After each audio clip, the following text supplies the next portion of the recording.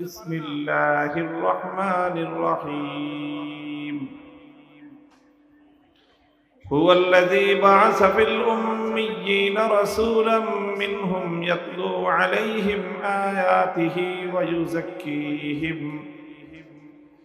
ويزكيهم ويعلمهم الكتاب والحكمة وإن كانوا من قبل لفي ضلال مبين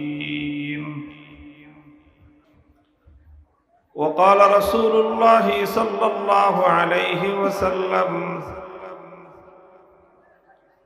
إن الله وملائكته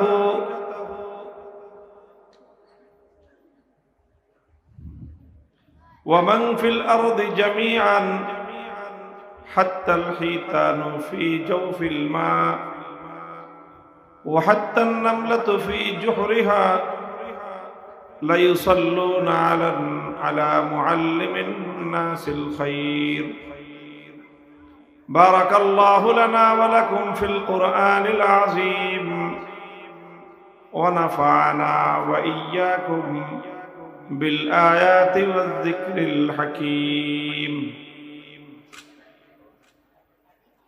اللهم صل على محمد وعلى آل محمد كما صليت على إبراهيم وعلى آل إبراهيم إنك حميد مجيد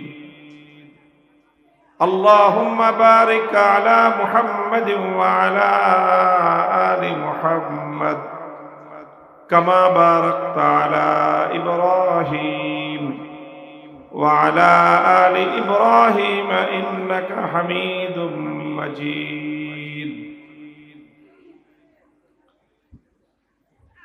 محترم হযরত উলামায়ে কেরাম, সম্মানিত শ্রদ্ধাভাজন বয়োজ্যেষ্ঠ আমার মুরব্বী সাহেবান, সমবেত ইসলাম প্রিয়, কোরআন প্রেমিক, নবী প্রেমিক, তাওহীদি মুসলমান ভাই ও বন্ধুগণ,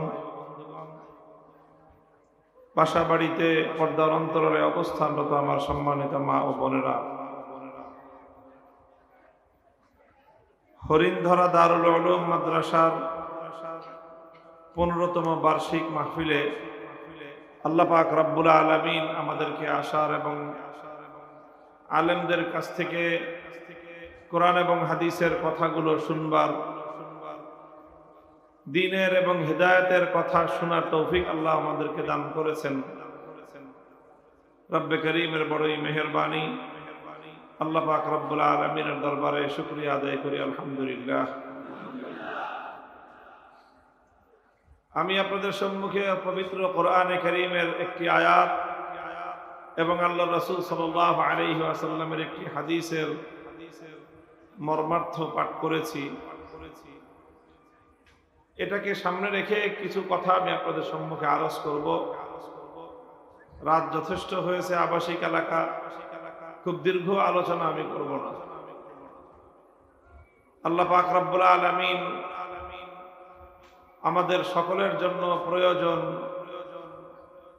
ফায়দা হয়, উপকার হয়, দ্বীনের ফায়দা হয় এমন কিছু কথা আমাকে বলার তৌফিক আল্লাহ দান করেন। সকলের কাছে আমি সেই দোয়া চাই। মুহতারাম হাজিরিন, আমি যেই হাদিসের মর্ম আপনাদের সামনে উপস্থাপন করেছি, সেখানে হযরত রাসূল আকরাম সাল্লাল্লাহু আলাইহি ওয়াসাল্লাম ইরশাদ করেছেন যে এই পৃথিবীর সকল প্রাণী, এমনকি পানির মধ্যে যেই মাছ, নদীর গর্ভে, সমুদ্রের গর্ভে যেই মাছ বসবাস করে, গর্তের মধ্যে যে ছোট্ট ক্ষুদ্র পিঁপড়া, পিপিলিকা বসবাস করে, এরা সকলেই, সমগ্র মাখলুকাত, সমগ্র সৃষ্টি জগৎ এক শ্রেণীর মানুষের জন্য দোয়া করে, আল্লাহর কাছে দোয়া করে যে আল্লাহ তুমি এই লোকগুলোরে ভালো রাখো, এই লোকগুলোকে তুমি বাঁচায় রাখো, এই লোকগুলোকে তুমি সুস্থ রাখো। কারা দোয়া করে? কি বললাম? সমস্ত মাখলুক দোয়া করে। একদম সমুদ্রের মধ্যে নদীর মধ্যে যে মাছ, সেই মাছও দোয়া করে। গর্তের মধ্যে যে পিঁপড়া, ওইটাও দোয়া করে। আকাশের উড়ন্ত পাখি দোয়া করে। বন জঙ্গলের প্রাণী, হিংস্র জানোয়াররাও দোয়া করে। গরু ছাগল সবাই এক শ্রেণীর মানুষের জন্য দোয়া করে যে আল্লাহ তুমি এদেরকে ভালো রাখো। কেন দোয়া করে?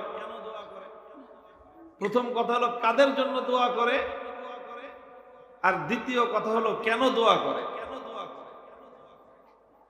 এটা আমার কথা না, দুনিয়ার কোন মানুষের, সাধারণ মানুষের কথা না। এটা স্বয়ং ওই ব্যক্তির কথা যিনি আল্লাহর পক্ষ থেকে দুনিয়ার মানুষের কাছে সত্য কথা বলার জন্য প্রেরিত হয়েছিল। এটা ওই ব্যক্তির কথা যে আসমান জমিন ওলট পালট হতে পারে, যার কথা কোনোদিন ভুল অথবা মিথ্যা হতে পারে না। তিনি হলেন সর্বকালের সর্বশ্রেষ্ঠ সত্যবাদী বিশ্বনবী মুহাম্মদুর রাসূলুল্লাহ সাল্লাল্লাহু আলাইহি ওয়াসাল্লাম। তিনি বলেছেন যে এই সকল সৃষ্টিকুল এক শ্রেণীর মানুষের জন্য কল্যাণের দোয়া করে। দোয়া করে কি? যে আল্লাহ তুমি এদেরকে ভালো রাখো, বাঁচায় রাখো, সুস্থ রাখো। কাদের জন্য দোয়া করে? আলা মুআল্লিমিন নাস আল খাইর, যারা মানুষকে ভালো কিছু শেখায়, যারা মানুষকে দ্বীনের তালিম দেয়, যারা মানুষকে আল্লাহর কিতাব শিক্ষা দেয়, যারা মানুষকে আল্লাহর সহি বিধিবিধান, আল্লাহর হুকুম আহকামের শিক্ষা যারা মানুষকে দেয়, সেই শিক্ষকদের জন্য কুল কায়নাত, গোটা সৃষ্টি জগৎ তাদের জন্য দোয়া করতে থাকে। এটা যদি আমরা বলতাম হুজুরদের জন্য দোয়া করে, তাহলে তো এক শ্রেণীর মানুষের কাছে গায়ে চুলকিত। এবং আল্লাহর নবী হুজুরদের কথা বলেন নাই নাম নিয়ে, কি বলেছেন? আলা মুআল্লিমিন নাসিল খাইরা, যে যারা মানুষকে কল্যাণের কথা শিক্ষা দেয়, যারা মানুষকে কোরআনের শিক্ষা দেয়, হেদায়েতের শিক্ষা যারা দেয়, তাদের জন্য এই সৃষ্টিকুল, এই সৃষ্টি জগৎ, প্রাণীকুল সবাই দোয়া করতে থাকে। কেন দোয়া করে? ওদের স্বার্থ কি? যারা মুআল্লিম, যারা আলেম, যারা মানুষকে দ্বীন শেখায়, তাদের সাথে প্রাণীকুলের কি সম্পর্ক? পিঁপড়ার সাথে তাদের কি সম্পর্ক? মাছের সাথে তাদের কি সম্পর্ক?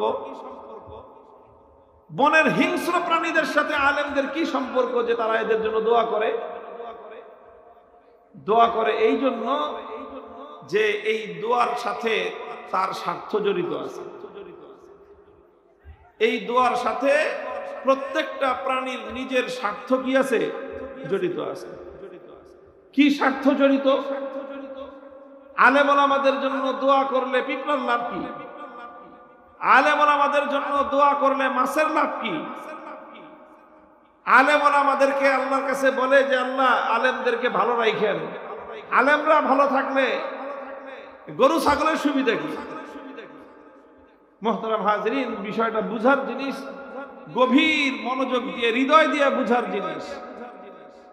যে হুজুররা তো আর প্রাণী কুলরে খাওয়ায় না। গরু ছাগল হাঁস মুরগি হিংস্র প্রাণী মাছ পাখি এদেরকে কি হুজুররা আলাদা এক্সট্রা কোনো কেয়ার করে বা আলাদা তাদের জন্য কোনো ক্ষয় খরচ করে? তো এদের দোয়া করার প্রয়োজনটা কি আলেম ওলামাদের জন্য? কেন তারা দোয়া করে?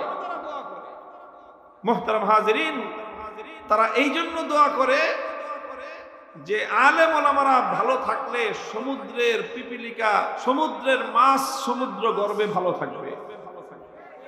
আলেমরা ভালো থাকলে গর্তের মধ্যে পিপিলিকা ভালো থাকবে। আলেমরা ভালো থাকলে বন জঙ্গলের মধ্যে, আফ্রিকার জঙ্গলে, সুন্দরবনের মধ্যে হিংস্র প্রাণীগুলো ভালো থাকবে। আলেম ওলামারা ভালো থাকলে আকাশে উড়ন্ত পাখিগুলো ভালো থাকবে। আলেম ওলামারা ভালো থাকলে কুল কায়নাত, সমগ্র সৃষ্টি জগৎ ভালো থাকবে। কেমনে ভালো থাকবে? আল্লাহর পয়গম্বরের বহু হাদিস থেকে কথা স্পষ্টভাবে বোঝা যায় যে আল্লাহ পাক রব্বুল আলামিন এই পৃথিবীটাকে টিকায় রেখেছেন এবং এই পৃথিবী ততদিন পর্যন্ত প্রাণীদের জন্য বসবাসযোগ্য থাকে যতদিন এই পৃথিবীতে আল্লাহর পক্ষ থেকে রহমত বর্ষিত হয়। এই পৃথিবীতে যদি আল্লাহর রহমত বর্ষিত না হতো তাহলে এই পৃথিবী কোনো প্রাণীর বসবাসের উপযুক্ত থাকতো না। আরে ভাই বেশি না তো, আল্লাহ পাক রব্বুল আলামিন সূর্যের মধ্যে যেই তাপ আর যেই হিট সৃষ্টি করে রেখেছেন, সেই তাপকে যদি আল্লাহ পাক কুদরতের মাধ্যমে, রহমতের মাধ্যমে সেই সূর্যের তাপ দুনিয়ায় আসা থেকে আল্লাহ পাক রব্বুল আলামিন যদি বিরত না রাখতেন, সূর্যের উত্তাপে দুনিয়ার সমস্ত কিছু বিগলিত হয়ে যেত, দুনিয়া কোনো প্রাণীর বসবাসের উপযুক্ত থাকতো না। আল্লাহর রহমত আসে, সূর্যের তাপ কমে যায়। আল্লাহর রহমত আসে বলেই সারা দুনিয়া বরফে গলে যায় না। আল্লাহর রহমত আসে বলেই পৃথিবীতে বাতাস প্রবাহিত হয়। আল্লাহর রহমতের দ্বারাই দুনিয়াতে সমুদ্রের মধ্যে জোয়ার ভাটা তৈরি হয়। আল্লাহর রহমত আসে বলেই নদীর মধ্যে স্রোত, পানির স্রোত প্রবাহিত হয়। আল্লাহর রহমত আছে বলেই দুনিয়াতে সমস্ত মাখলুকাত এখান থেকে অক্সিজেন গ্রহণ করতে পারে। এই সব কিছু আমার আল্লাহ পাক রব্বুল আলামিনের রহমতের দ্বারাই পরিচালিত হয়। আল্লাহর রহমত দুনিয়াতে আসে কখন? আল্লাহ পাক রব্বুল আলামিনের রহমত দুনিয়াতে তখন আসে যখন এই দুনিয়াতে মানুষ আল্লাহ পাক রব্বুল আলামিনের স্মরণ করে। যতক্ষণ পর্যন্ত মানুষ আল্লাহকে ইয়াদ করে, মানুষ আল্লাহ পাক রব্বুল আলামিনের নামের জিকির করে, মানুষ আল্লাহ পাক রব্বুল আলামিনের বিধানকে স্মরণ করে, মানুষ যখন আল্লাহ পাক রব্বুল আলামিনের হুকুম মানে, তখন আসমান থেকে আল্লাহ পাক রব্বুল আলামিন এই দুনিয়ার মধ্যে আল্লাহ পাক রহমত প্রেরণ করে। আচ্ছা বলেন, দুনিয়াতে আল্লাহ রহমত প্রেরণ করেন কখন? যখন মানুষ আল্লাহর কথা স্মরণ করে। আল্লাহ রহমত প্রেরণ করেন কখন? যখন মানুষ আল্লাহর হুকুম মানে। আচ্ছা বলেন তো, আল্লাহকে স্মরণ করানোর শিক্ষাটা, আল্লাহকে স্মরণ করতে হবে, আল্লাহর জিকির করতে হবে, এই তালিম আর এই শিক্ষা দুনিয়াবাসীকে কারা দেয় বলেন? বলেন আলেম ওলামা ছাড়া এই পৃথিবীর আর কোন সম্প্রদায় আছে যারা দুনিয়ার মানুষকে আল্লাহর জিকিরের কথা শিক্ষা দেয়? আলেম ওলামা ছাড়া কারা আছে যারা এই দুনিয়ার মানুষকে আল্লাহ পাক রব্বুল আলামিনের দ্বীনের হুকুম মানবার কথা শিক্ষা দেয়?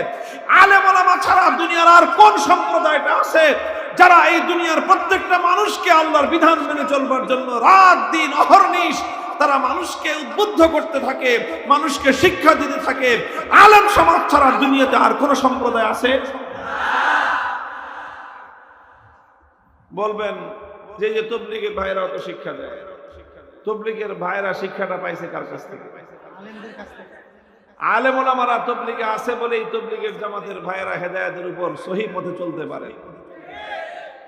ভাই আল্লাহর এই জমিনে ইসলামের যত কাজ আছে সমস্ত কাজ হলো রেলগাড়ির ডাব্বার মতো। কিসের মতো? রেলগাড়ির ডাব্বা বুঝেন? একটা রেলগাড়ি 100, 150, 50, 60টা ডাব্বা নিয়ে চলতে থাকে। এক একটা ডাব্বা বিশাল বিশাল। ইসলামের প্রত্যেকটা কাজ এগুলো হলো সব রেলগাড়ির ডাব্বা। আর রেলগাড়ির ডাব্বার মধ্যে চলার কোনো শক্তি নাই। রেলগাড়ির ডাব্বাগুলোকে চালায় হলো রেলের ইঞ্জিন। দ্বীনের ইঞ্জিন হলো ইলমে দ্বীন, দ্বীনের ইঞ্জিন হলো ইলম, আর বাকি সব হলো ডাব্বা। যতদিন পর্যন্ত জমিনে ইসলামের সহি ইলম, কোরআনের সঠিক ইলম যতদিন পর্যন্ত দুনিয়াতে আছে, ততদিন দ্বীনের ইঞ্জিন চলবে। যতদিন দ্বীনের ইঞ্জিন চলবে, দ্বীনের ডাব্বাগুলো চলবে, দাওয়াতের ডাব্বা চলবে, তাবলীগের ডাব্বা চলবে, সমস্ত হেদায়েতের ডাব্বা চলবে, ওয়াজের ডাব্বা চলবে, সমস্ত ডাব্বা চলবে, জিহাদের ডাব্বা চলবে, দাওয়াতের ডাব্বা চলবে, তাবলীগের ডাব্বা চলবে, জিকিরের ডাব্বা চলবে, হালকার ডাব্বা চলবে। ততদিন দ্বীনের এই ডাব্বাগুলো চলবে যতদিন সহি ইলমের ইঞ্জিন চলবে। মুহতারাম হাজিরিন, দুনিয়ার মানুষ, সাধারণ মানুষ আর এই দুনিয়ার নব্য শিক্ষিতরা অথবা উচ্চ শিক্ষিতরা অথবা দুনিয়ার সম্পদশালীরা দুনিয়ার ক্ষমতাবানরা এই কথা বুঝুক আর না বুঝুক, আল্লাহ পাক রব্বুল আলামিন সমুদ্রের মাছকে এই কথা বোঝার তৌফিক দিয়েছেন। তোমরা এই কথা বুঝো বা না বুঝো, গর্তের পিপিলিকাকে আল্লাহ পাক এই সহি বুঝ দান করেছেন। তোমরা বুঝতে পারো বা না পারো, আকাশে উড়ন্ত পাখিকে আল্লাহ পাক এই বুঝ দান করেছেন। তোমরা পোড়া কপালীরা বুঝতে পারো আর না পারো, সমুদ্রের হিংস্র প্রাণীদেরকে আল্লাহ পাক রব্বুল আলামিন সহি বুঝ দান করেছেন। এই জন্য তারা প্রতিনিয়ত আল্লাহ রব্বুল আলামিনের দরবারে আলেম সমাজের জন্য দোয়া করতে থাকে।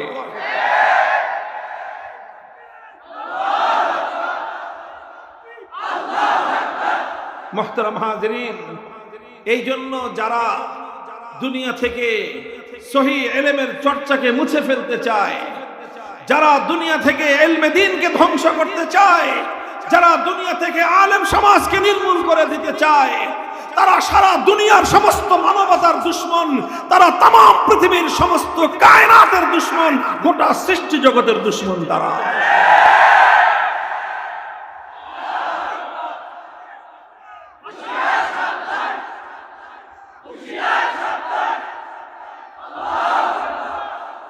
মুহতারাম হাজিরিন, এটা আমি আমাদের ফজিলতের কথা বর্ণনা করতে চাই না, আলেম সমাজের ফজিলতের কথা আমি এখানে বলতে বসি নাই, আমি এখানে ইলমের ফজিলতের কথা বলতে বসেছি। ও দুনিয়ার মানুষ, আল্লাহর কসম খেয়ে বলতে পারি, আল্লাহর রাসূল সাল্লাল্লাহু আলাইহি ওয়াসাল্লাম ইরশাদ করেছেন, লা তুকামুস সাআতু হাত্তা ইউকালা ফিল আরদি আল্লাহ আল্লাহ। ততদিন পর্যন্ত আসমান মাথার উপর ভেঙে পড়বে না, ততদিন পর্যন্ত এই পৃথিবীটা আপন জায়গায় স্থির থাকবে, ততদিন পর্যন্ত এই জমিনটা তার আপন জায়গায় টিকে থাকবে, ততদিন পর্যন্ত এই পৃথিবীতে বাতাস প্রবাহিত হবে, ততদিন পর্যন্ত আকাশ থেকে সূর্য আলো বিকিরণ করবে, ততদিন পর্যন্ত চাঁদের স্নিগ্ধ আলোতে দুনিয়ার মানুষ মুগ্ধ হবে, যতদিন পর্যন্ত এই পৃথিবীতে আল্লাহ পাক রব্বুল আলামিনের নাম জিকির করার মতো মানুষ বেঁচে থাকবে, যতদিন পর্যন্ত একটা মানুষও এমন থাকবে যেই মানুষটা তার হৃদয় থেকে গভীর ভালোবাসা মহব্বতের সঙ্গে সৃষ্টিকর্তা আরশের মালিক আল্লাহ পাক রব্বুল আলামিনের নামটা স্মরণ করে, সে বলে আল্লাহ আল্লাহ আল্লাহ আল্লাহ। আমার পয়গম্বর মুহাম্মদ আরবি বলেন, ততদিন পর্যন্ত আমার আল্লাহ পাক রব্বুল আলামিন এই দুনিয়াতে কিয়ামত কায়েম করবেন না। এমন একটা সময় আসবে, পৃথিবীর পূর্ব থেকে পশ্চিম প্রান্ত পর্যন্ত, দক্ষিণ থেকে উত্তর মেরু পর্যন্ত তাম পৃথিবীতে একটা মানুষ থাকবে না, একজন ইমানদার থাকবে না, একজন আল্লাহকে স্মরণ করার মতো আল্লাহর একজন শুকরগুজার বান্দা যখন এই পৃথিবীতে থাকবে না, তাম পৃথিবীটা বেঈমানে ভরে যাবে। পৃথিবীর মানুষ অনেক উচ্চ শিক্ষিত হবে, পৃথিবীর মানুষের কাছে অনেক সম্পদ থাকবে, দুনিয়ার মানুষের কাছে বৈজ্ঞানিক অনেক উন্নতি থাকবে, দুনিয়ার মানুষের কাছে তাম পৃথিবীর সব কিছু থাকবে, কিন্তু দুনিয়ার মানুষের হৃদয়ের মধ্যে ঈমান থাকবে না, দুনিয়ার কোন মানুষের হৃদয়ে আল্লাহর জিকির থাকবে না। এমন একটা সময় যেদিন আসবে, ইসরাফিল আলাইহিস সালাতু ওয়াস সালাম সিংহায় ফুৎকার দিবেন, মহাপ্রলয় ঘটবে, আকাশ ভেঙে পড়বে, জমিনটা চূর্ণ বিচূর্ণ হয়ে যাবে, সমগ্র পাহাড়গুলো ধুলোয় উঠতে থাকবে, ওয়াতাকুনুল জিবালু কালইহিনিল মানফুস। মহাপ্রলয় ঘটবে, কিয়ামত কায়েম হয়ে যাবে, সারা দুনিয়া লন্ডভন্ড হয়ে যাবে। এই জন্য উলামায়ে কেরাম বলেন, ভাই একটা বিল্ডিং দাঁড়ায় থাকে, এই যে বিল্ডিংটা দাঁড়ায় আছে, 2 তলা 3 তলা বিল্ডিং, কিসের উপর দাঁড়ায় আছে? কয়েকটা পিলার আছে। কথা বলেন ঠিক না বেঠিক? এই পিলার গুলো ভেঙে ফেলেন তো দেখি, এই বিল্ডিংটা দাঁড়া করা রাখা যায় কিনা দেখেন তো। থাকবে? পিলার না থাকলে বিল্ডিং দাঁড়ায় থাকে। পিলারের উপর যেরকম একটা আকাশ চুম্বী একটা প্রাসাদ দাঁড়ায় থাকে পিলারের উপর, ঠিক তেমনি ভাবে মহাবিশ্ব দাঁড়ায় আছে একটা পিলারের উপর। সেই পিলারটা হলো আল্লাহ, এই শব্দের জিকির। যতদিন এই জমিনে আল্লাহ শব্দ উচ্চারিত হবে, ততদিন আসমান মাথার উপর থাকবে। যতদিন পৃথিবীতে আল্লাহ শব্দ উচ্চারিত হবে, পাহাড় তার আপন জায়গায় স্থির থাকবে, যতদিন আল্লাহ শব্দ উচ্চারিত হবে গাছ বেঁচে থাকবে, যতদিন আল্লাহ শব্দ উচ্চারিত হবে সমুদ্রের মধ্যে মাছগুলো কিলবিল করতে থাকবে, যতদিন আল্লাহ শব্দ উচ্চারিত হবে গর্তের মধ্যে পিপীলিকা শান্তিতে ঘুমাবে, যতদিন আল্লাহ উচ্চারিত হবে ততদিন পর্যন্ত পাখিগুলো আকাশে শান্তিতে ডানা মেলে উড়বে, যতদিন পর্যন্ত আল্লাহ শব্দ উচ্চারিত হবে সমস্ত বেঈমান কাফের মুশরিকরা আল্লাহর জমিনে শান্তিতে ঘুমাতে পারবে। যেই দিন আল্লাহ শব্দ উচ্চারণ হবে না সেই দিন আসমান ভেঙ্গে মানুষের মাথার উপর পড়বে। মুহতারাম হাজিরিন, এই জন্য আল্লাহ রাসূল সাল্লাল্লাহু আলাইহি ওয়াসাল্লামের সহিহ হাদিস থেকে ব্যর্থহীন ভাবে কথা বলা যায় যে এই পৃথিবী টিকে আছে একটা শব্দের উপর। কয়টা শব্দের উপর? চিৎকার করবেন, কয়টা শব্দের উপর? কি শব্দ সেটা? আল্লাহ। আল্লাহ, খোদার কসম খেয়ে বলি, সাত আসমান সাত জমিন মহাবিশ্ব আরশ কুরসি লৌহ কলম জান্নাত জাহান্নাম সহ तमाम পৃথিবী এক পাল্লায়, কুল কায়নাত এক পাল্লায়, আমার রব আল্লাহ এই নাম আরেক পাল্লায়, আমার রবের নামের পাল্লার ওজন ভারী হবে।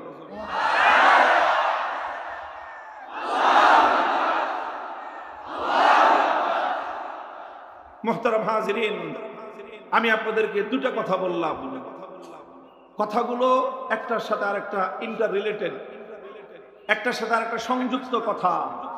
একটা কথা বললাম, পৃথিবী ততদিন টিকে আছে যতদিন এই পৃথিবীতে আল্লাহ নামের জিকির টিকে আছে। বলেন, আল্লাহ নামের এই জিকিরের তালিম দুনিয়াবাসীকে কারা দেয়? বলেন, কারা দেয়? আর এই দুনিয়ার মানুষকে যতদিন পর্যন্ত আল্লাহর হেদায়েতের শিক্ষা যতদিন পর্যন্ত দেওয়া হবে ততদিন পর্যন্ত দুনিয়ার সৃষ্টি জগৎ ভালো থাকবে। এই জন্য যারা দুনিয়ার মানুষকে আল্লাহর দ্বীনের শিক্ষা দেয়, তালিম দেয়, তাদের জন্য সমস্ত সৃষ্টি জগৎ দোয়া করতে থাকে। এক শ্রেণীর মানুষ মনে করে, এবং শুধু মনে করে না, অনেকে তো বলেই বসে যে হুজুরদের খায়া দেয় কোনো কাম নাই, হুজুররা করে কি। আবার অনেকে একটু যারা স্মার্ট, তাদের তো আবার কথায় কথায় ইংলিশ শব্দ দিয়ে একটা না বললে তাদের স্মার্টনেস প্রকাশ পায় না। এই জন্য তারা বলে হুজুরদের আউটপুট কি, ওনাদের এই সমাজে কন্ট্রিবিউশনটা কি, ইংলিশ বলে যে তারা এই সমাজকে কি দেয়। মুহতারাম হাজিরিন, অত্যন্ত দ্ব্যর্থহীন ভাষায় আমি কথাগুলি বিভিন্ন সময় আলোচনা করে থাকি যে এই হীনমন্যতায় কোন মাদ্রাসার তালেবে ইলমরা হীনমন্যতায় ভুগবেন না, মাদ্রাসার আলেমরা হীনমন্যতায় ভুগবেন না, যারা মুসলিম জনসাধারণ আলেম সমাজকে ভালোবাসেন, দ্বীনের শিক্ষাটা টিকে থাকুক এটা যারা চান, আর হৃদয় প্রাণ উজাড় করে দিয়ে যা পারেন তাই দিয়ে সহযোগিতা করেন।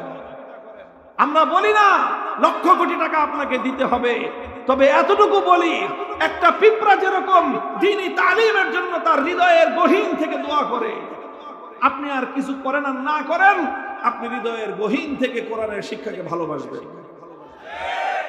বলেন, একটা পিঁপড়া কি করতে পারে? বলেন, একটা পিপীলিকা একজন আলেমের জন্য কি সাহায্য করতে পারে?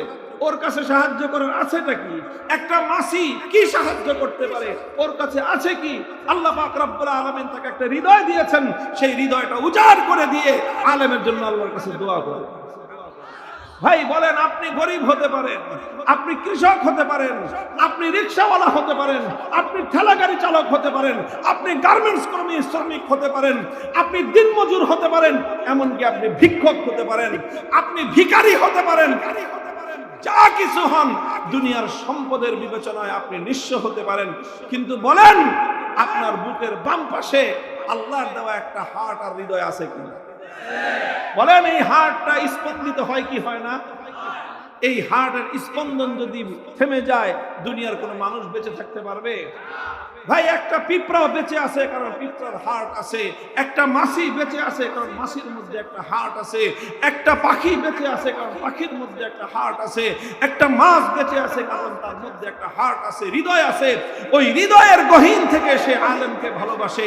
আমি দুনিয়ার উম্মতে মুসলিমার সাধারণ দরিদ্র মানুষদেরকেও বলবো, কিছু সহযোগিতা করতে পারেন আর না পারেন, সাহায্য করতে পারেন আর না পারেন, হৃদয়ের গহীন থেকে কোরআনের ইলম এবং আলেমদেরকে ভালোবাসবেন। আমরা আপনাদের কাছ থেকে আর খুব বেশি কিছু চাই না, খুব বেশি কিছু চাই না। আপনার যদি ভালোবাসা থাকে, সামর্থ্যের আলোকে আপনার ভালোবাসা আপনাকে যতটুকু সহযোগিতা করতে বলে আপনি ততটুকু সহযোগিতা করবেন, হৃদয় দিয়ে ভালোবাসবেন। এই জনতার এই ভালোবাসা, উম্মার এই ভালোবাসা, সাধারণ মুসলমানদের ভালোবাসা, এটাই এদেশের আলেম সমাজের পুঁজি। এই জন্য আমি বলি, এই সমাজ, এই দেশ, আলহামদুলিল্লাহ এই বাংলাদেশ, আমাদের এই জনপদ হাজার বছর ধরে এই জনপদ ইসলামের জন্য উর্বর। কারণ এই জনপদের মানুষ আর কিছু করতে পারুক আর না পারুক, দরিদ্র গরিব হতে পারে, হৃদয় উজাড় করে দিয়ে আলেমদেরকে, এলেমওয়ালাদেরকে তারা মহব্বত করে আর ভালোবাসে। যারা জানতে চাও আলেম সমাজের কন্ট্রিবিউশনটা কি, যারা জানতে চাও জাতি এবং দেশের উন্নয়নে আলেম সমাজের আউটপুট কি, যারা জানতে চাও দেশ এবং রাষ্ট্রের উন্নয়নে এই কওমি মাদ্রাসাগুলো, শিক্ষা ব্যবস্থার কি আউটপুট, কি কন্ট্রিবিউশন, তাদের কি ভূমিকা, তাদের কি অবদান, আল্লাহর কসম খেয়ে বলি, খোদার কসম খেয়ে আমি হাজারবার বলতে পারবো, তোমাদের সকল শিক্ষা ব্যবস্থা মিলে দেশ এবং জাতির যতটুকু কল্যাণ করে, জাতিকে যতটুকু আউটপুট উপহার দেয়, জাতির উন্নয়নে যতটুকু কন্ট্রিবিউশন করে, এদেশের কওমি মাদ্রাসাগুলো তোমাদের সকলের চেয়ে জাতীয় উন্নয়নে বেশি অবদান রাখে।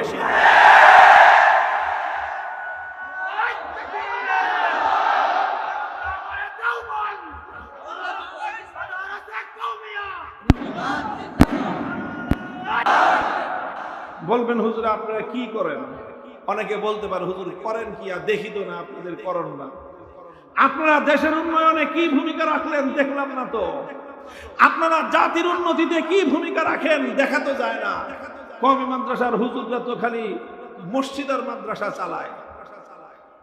অনেকে আবার এটা নিয়ে ক্রিটিসাইজ করে, মসজিদ আর মাদ্রাসা চালানোটাকে অনেকে খুব সাধারণ মানুষ, সাধারণ মামুলি বিষয় মনে করেছে। দেখেন, মূল পিলার আর মূল ভিত্তি খুব বেশি দেখা যায় না। বলেন কথা ঠিক না বেঠিক? এই যে আপনাদের পাশে এই বিল্ডিংটা আছে, এই বিল্ডিংটার মধ্যে গণে দেখেন তো কয়টা পিলার আছে? পিলার বেশি বড় জায়গায় না অন্যান্য জিনিস বেশি জায়গা? বলেন। পিলার তো এই যে দেখেন 100 ফিট লম্বা একটা ঘর, পিলার হয়তো থাকবে এই 10টা আর 10টা 20টা পিলার। এক একটা পিলার না হয় 1 ফিট 1 ফিট বাই 1 ফিট করে, 1 ফিট বাই 1 ফিট, 10টা পিলার 10 ফিট, আর 10টা pillar 10 feet, 100 feet by 20 feet একটা ঘর, যেটা 2000 স্কোয়ার ফিটের মধ্যে পিলার মাত্র 20 ফিট, আর 1980 স্কোয়ার ফিট জায়গা কিন্তু অন্য কিছু, হয় জানালা, হয় দরজা, হয় দেয়াল, না হয় ছাদ, সব কিছু দিয়ে গোটা ঘর ভরা, গোটা বিল্ডিং ভরা, আর পিলার মাত্র 20 স্কোয়ার ফিট জায়গায়। তো জায়গা তো পিলারের জন্য বেশি লাগে না, জায়গা পিলারের জন্য বেশি লাগে না, দরজার জন্য যত জায়গা লাগে পিলারের তত জায়গা লাগে না, জানালা যেই পরিমাণ জায়গা খায় পিলার তত বেশি জায়গা খায় না, দেয়াল যত বেশি জায়গা খায় পিলার তত বেশি জায়গা খায় না, ছাদ যেই পরিমাণ জায়গা খায় পিলার তত বেশি জায়গা খায় না। কিন্তু আপনারা বলেন দরজা ঠিক আছে, জানালা ঠিক আছে, দেয়াল ঠিক আছে, ফ্লোর ঠিক আছে, টাইলস ঠিক আছে, সমস্ত পাখা ঠিক আছে, ফ্যান ঠিক আছে, লাইট ঠিক আছে, সব ঠিক আছে, পিলার ঠিক নাই, এই বিল্ডিং কোন মানুষের জন্য নিরাপদ আশ্রয় হবে না ধ্বংসের ফাঁদ হবে? আমি আল্লাহর নামের শপথ করে বলতে পারি, আমি দুনিয়ার অন্য কোন শিক্ষার প্রয়োজনীয়তাকে অস্বীকার করি না, কোন শিক্ষা ব্যবস্থার প্রয়োজনীয়তাকে অস্বীকার করি না। জাতির উন্নয়নে ইঞ্জিনিয়ারিং বিদ্যার প্রয়োজন আছে, জাতির উন্নয়নে মেডিকেল সায়েন্সের প্রয়োজন আছে, জাতীয় উন্নয়নে অন্যান্য যত সাবজেক্ট, যত পড়াশোনা, সব কিছুর প্রয়োজন আছে। জাতির উন্নয়নের প্রয়োজনে, জাতীয় মুক্তির প্রয়োজনে কোরআন এবং হাদিসের ইলমেরও প্রয়োজন আছে। তবে অন্য সকল শিক্ষার সাথে কোরআনের শিক্ষার যদি তুলনা করা হয়, আমি বলবো অন্য সব শিক্ষা একটা ভবনের সৌন্দর্য বর্ধন করে, অন্য সব শিক্ষা একটা ভবনের দেয়ালের মতো, সব শিক্ষা একটা ভবনের আপনার দরজার জানালার মতো, অন্য সব শিক্ষা একটা ভবনের দেয়াল, পিলার, ফ্লোর, ছাদ, অন্য সব কিছুর মতো কোরআন হাদিসের ইলম এটা হলো পিলারের মতো। এখন তোমার কাছে যদি মনে হয় যে এই বিল্ডিংটা তো দাঁড়ায় আছে ওয়ালের উপর, তোমার কাছে যদি মনে হয় বিল্ডিংটা তো দাঁড়ায় আছে জানালার উপর, তোমার কাছে যদি মনে হয় বিল্ডিংটা তো দাঁড়ায় আছে দরজার উপর, পিলারের কি কাম? তোমার মতো গন্ডমূর্খ পৃথিবীতে দ্বিতীয় কেউ নাই। তোমরা যারা বাইরে থেকে দেয়াল আর এই জানালা আর দরজা আর বাইরের আউটলুকিং, বাইরের ডেকোরেশন দেখে যারা মনে করো ডেকোরেশনের উপর ভবন দাঁড়িয়ে আছে, তোমাদের যেরকম বিবেক বুদ্ধি বলতে কিছু নাই। যারা মনে করো দেশ এবং জাতির উন্নয়নে কোরআন এবং হাদিস ভিত্তিক কওমি মাদ্রাসা শিক্ষা ব্যবস্থার কোনো অবদান নাই, কোনো কন্ট্রিবিউশন নাই, খোদার কসম খেয়ে বলি তোমার মতো মূর্খ পৃথিবীতে দ্বিতীয় কেউ নাই।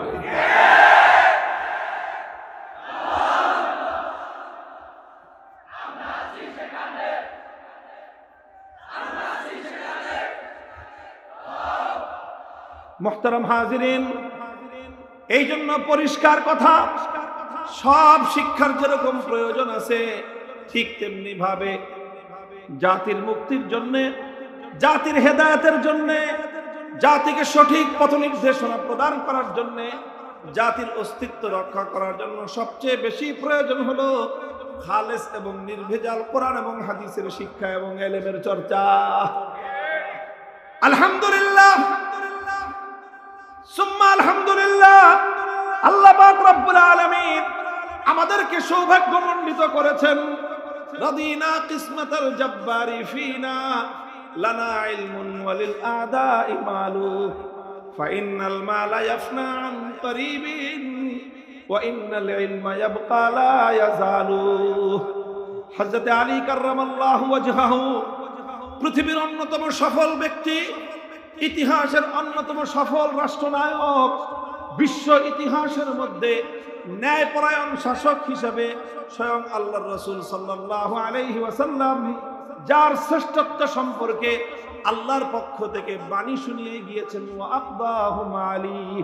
এই পৃথিবীতে অনেক মানুষ ন্যায় আর ইনসাফ করে, তবে আল্লাহর পয়গম্বরের সাহাবীদের মধ্যে সর্বোচ্চ ন্যায় এবং ইনসাফকারী ব্যক্তি হলেন আলী মুর্তজা কাররামাল্লাহু ওয়াজহাহু।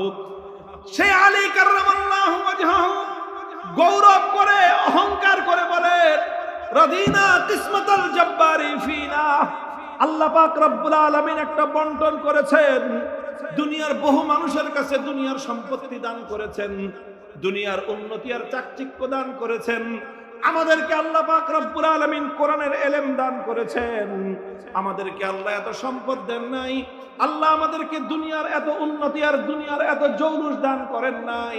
আল্লাহ পাক রব্বুল আলামিন আমাদের কাছে কোরআনের ইলম, ওয়াহির ইলম, আসমানি ইলম দান করেছে।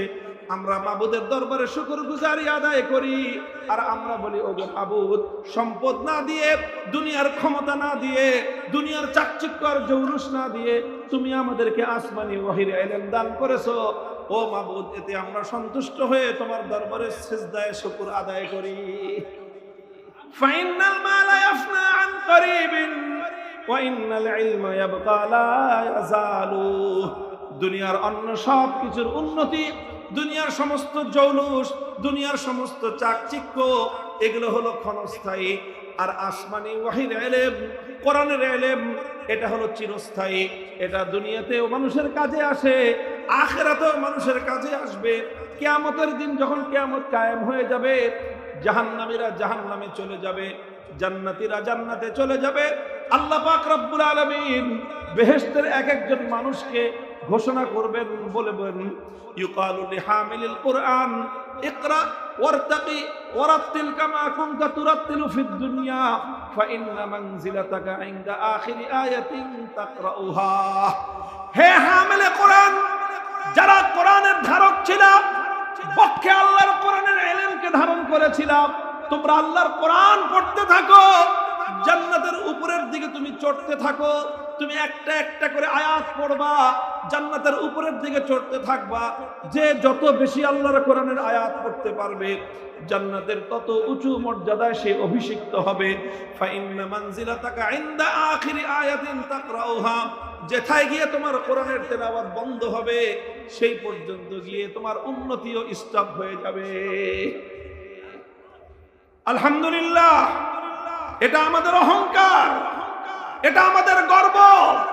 অনেক মানুষ আমাদেরকে নানাভাবে বিভ্রান্ত করতে চায়, আমাদের কওমি মাদ্রাসার শিক্ষার্থীদেরকে হীনমন্য করে দিতে চায়, আমাদেরকে বুঝাইতে চায় যে তোমাদের এই শুধু এলমে দ্বীন নিয়ে পড়ে থাকা ঠিক হবে না, তোমরা এই এলমে দ্বীন বাদ দিয়ে দুনিয়ার অন্যান্য চাকচিক্যের দিকে আসো, তোমরা এটা করো ওটা করো, নানা জাতীয় কথাবার্তা বলে এই উম্মতের পিলার গুলো যারা দাঁড়িয়ে আছে আপন জায়গায়, যারা উম্মতের সংরক্ষণাবেক্ষণের ভিতকে আপন জায়গায় মজবুত করে রেখেছে, এই জামাতকে, এই সম্প্রদায়কে আপন জায়গা থেকে বিচ্যুত করে তারা উম্মতকে ধ্বংস করতে চায়।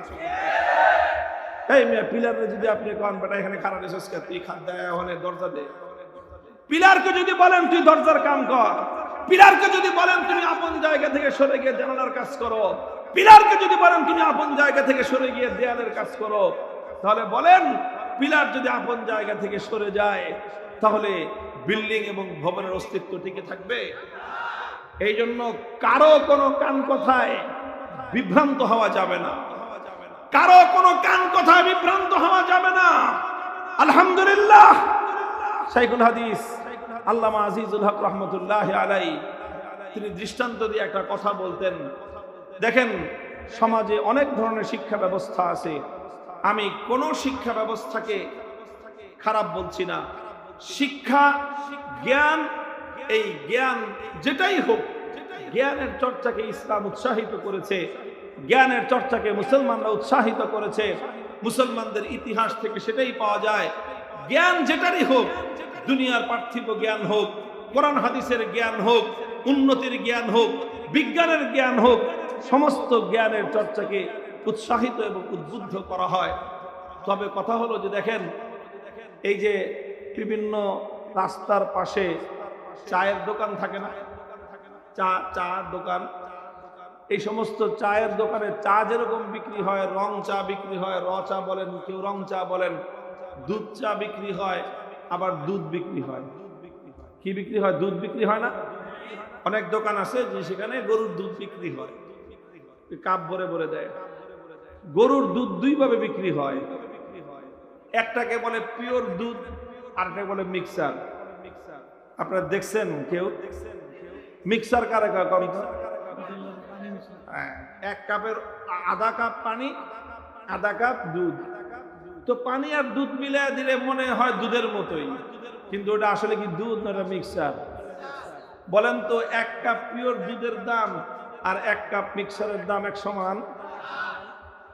নাকি এক কাপ মিক্সারের চেয়ে এক কাপ দুধের দাম ডবল? দুধের দাম ডবল না? মিক্সারের দাম হলো সিঙ্গেল। তো যেই জায়গায় কোরআন এবং হাদিসের পিওর শিক্ষা আছে, ওটা পিওর এক কাপ দুধ। আর যেখানে কোরআন এবং হাদিসের শিক্ষার সাথে সাথে অর্ধেক সময় বা বেশিরভাগ সময় অন্য শিক্ষা খেয়ে যায়, ওটাও খারাপ না, ভালোই, তবে এটা মিক্সার। বলেন, মিক্সারের দাম আর পিওর দুধের দাম যদি আপনার দেশে একরকম হয়, তাহলে আমার বলার কিছু নেই। আচ্ছা বলেন, মিক্সার কি খারাপ জিনিস না ভালো জিনিস? ভালো জিনিস। মিক্সার খাইলেও শরীরের উন্নতি হবে, শরীরের শক্তি হবে, মজা লাগবে, সবই তো ঠিক আছে। মিক্সার তো কিন্তু খারাপ জিনিস না, কিন্তু মিক্সার কোনোদিন দুধের সমান হতে পারে? মিক্সার যেরকম দুধের সমান হতে পারে না, ঠিক তেমনি ভাবে আমার এই বাংলাদেশের পার্সপেক্টিভ থেকে আমি দ্ব্যর্থহীন ভাষায় বলতে পারি, এই দেশে পিওর কোরআন এবং হাদিসের যে পিওর দুধের যে শিক্ষা, ওই শিক্ষা এই জমিনে একমাত্র কওমি মাদ্রাসাগুলোতে আছে। অন্য সব শিক্ষাই আছে ভালো, কোনোটারই বদনাম নাই, কোনোটা রং চা, কোনোটা দুধ চা, কোনোটা মিক্সার। বলবেন হুজুর কোনটা রং চা? কোনটা দুধ চা, কোনটা মিক্সার। বাংলাদেশে ধরে নেন, এই যে যত আর্টসের গ্রুপের যত পড়াশোনা আছে, স্কুল থেকে নিয়ে শুরু করে বিশ্ববিদ্যালয় পর্যন্ত, আর্টসের গ্রুপ তো বুঝেন, কলা বিভাগ, এই সব হলো রং চা। আর সায়েন্সের যত পড়া আছে এবং কমার্স, সায়েন্স আর কমার্স এরাই হলো বেশি গুরুত্বপূর্ণ ভূমিকা রাখে, পড়াশোনা উন্নত, এগুলি হলো সব দুধ চা। আর আলিয়া মাদ্রাসা শিক্ষা ব্যবস্থা যেটা আছে পুরোটাই হলো মিক্সার। আর কওমি মাদ্রাসা শিক্ষা যেটা আছে এটা হলো পিওর দুধ চা, দুধ, এটা পিওর দুধ। সবটারই দরকার আছে, সবটারই প্রয়োজন, সবটারই কাস্টমার আছে, সবটাই মানুষকে তৃপ্তি দেয়। তবে এবার আপনারা বাছ বিচার করে নেবেন যে কোনটার মজা, কোনটার মূল্য কতটুকু। এই কথাগুলি আজ কেন বললাম? এই কথাগুলো এজন্য আমাদেরকে বলতে হচ্ছে, এজন্য বলতে হচ্ছে কারণ কওমি মাদ্রাসা কোরআন হাদিস ভিত্তিক এই যে পিওর শিক্ষাটা, যেই শিক্ষাটা আমার বিবেচনায়, আমাদের গবেষণা মতে উম্মতের অস্তিত্বের জন্য ভিত্তি এবং পিলারের মতো, কিছু মানুষ দেয়াল আর বাহিরের এই ডেকোরেশনের সাজসজ্জায় মুগ্ধ হয়ে তারা পিলারের গুরুত্বকে অস্বীকার করার চেষ্টা করে। তারা বলে যে বিল্ডিং এর এত পিলারের দরকার নাই, পিলার তো দেখা যায় না, এত পিলার দরকার কি, পিলার এত মজবুত করার দরকার কি, আসো আমরা পিলার সরায় দিয়ে খালি দেয়াল দেই, দরজা বানাই, জানলা বানাই।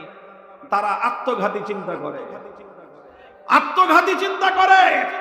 আমি ওপেন চ্যালেঞ্জ দিয়ে বলতে পারবো, আজ বাংলাদেশের 18 কোটি মুসলমান, এই 18 কোটি মুসলমানের শহীদ দ্বীনি রাহনুমাইয়ের জন্য, সঠিক তাদেরকে ধর্মীয় দিক নির্দেশনা দেওয়ার জন্য, কোরআন এবং হাদিসের সঠিক মাসআলা বয়ান করার জন্য, কোরআন এবং হাদিসের আলোকে জাতিকে সঠিক দিক নির্দেশনা প্রদান করবার জন্য 4 থেকে 5 লক্ষ মসজিদে সহিহ ইমাম এবং খতিব উপহার দেওয়ার জন্য বাংলাদেশে কওমি মাদ্রাসা শিক্ষার কোনো বিকল্প নাই।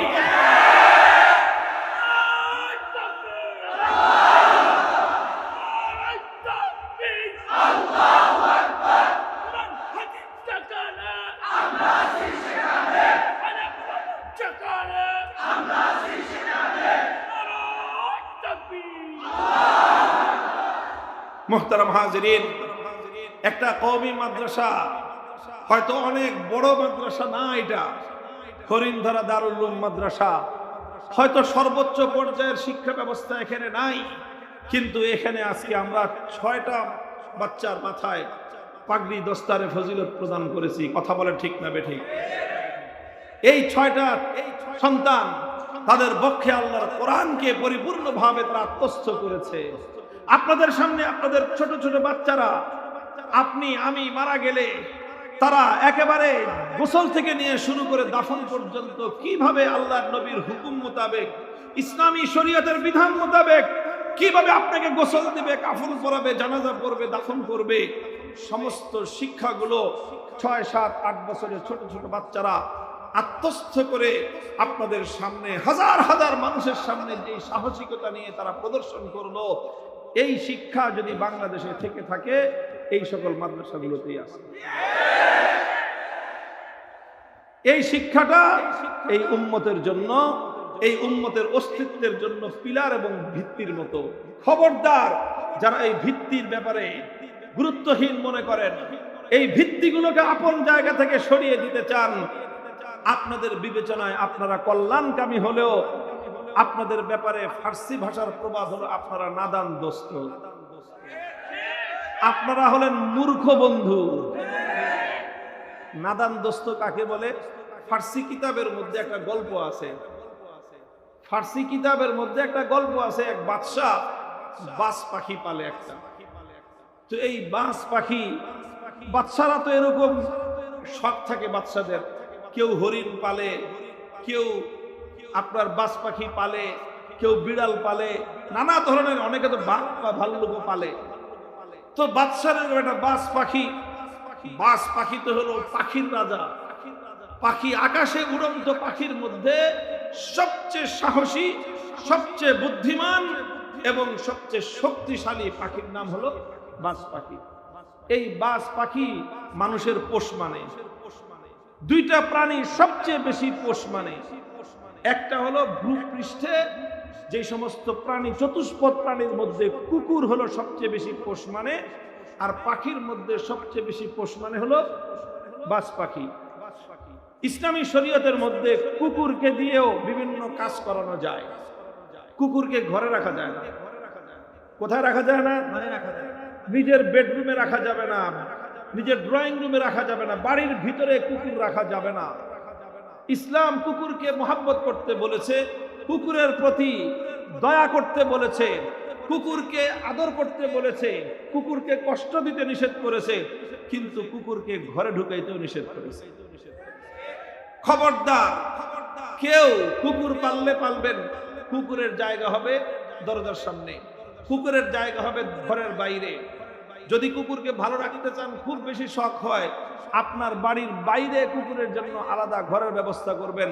মুরগির যেমন আলাদা খোয়ার থাকে, হাঁস মুরগির যেরকম আলাদা খোয়ার থাকে, কবুতর পাললে কবুতরের যেমন বাইরে আলাদা খোয়ার থাকে, যদি কেউ কুকুর পালতে হয়, কুকুরের জন্য বাড়ির বাইরে আলাদা ঘর বানাবেন, আলাদা খাঁচা বানাবেন। খবরদার খবরদার, কুকুরকে কেউ নিজের থাকার ঘরের ভিতরে ঢুকতে দিবেন না। আল্লাহ রাসূল সাল্লাল্লাহু আলাইহি ওয়াসাল্লামের সহিহ হাদিস আছে, লা তাদখুলুল মালায়েকাতু বাইতান ফীহি কালবুন ওয়ালা তাসাবির। যেই ঘরের মধ্যে কুকুর থাকে অথবা যেই ঘরের মধ্যে জীবন্ত কোনো প্রাণীর ছবি থাকে, সেই ঘরের মধ্যে কশ্চিনকালে কোনো রহমতের ফেরেশতা প্রবেশ করে না। সুতরাং ঘরের মধ্যে আপনি থাকা অবস্থায় যদি আপনার মরণ আসে, মৃত্যুর সময় রহমতের ফেরেশতার দেখা পাবেন না যদি আপনার ঘরে কুত্তা থাকে। তো যাই হোক, এটা একটা ভিন্ন মাসআলা বলে দিলাম। তো বলেছিলাম যে জমিনের মধ্যে সবচেয়ে বেশি পোষ মানে কোন প্রাণী? কুকুর। আর আসমানে বাজ পাখি। তো বাদশার এরকম একটা বাজ পাখি মানে হলো অনেকটা ঈগল পাখির মতো। এই ঈগল পাখির ঠোঁট তো এরকম বাঁকা না ঠোঁটটা?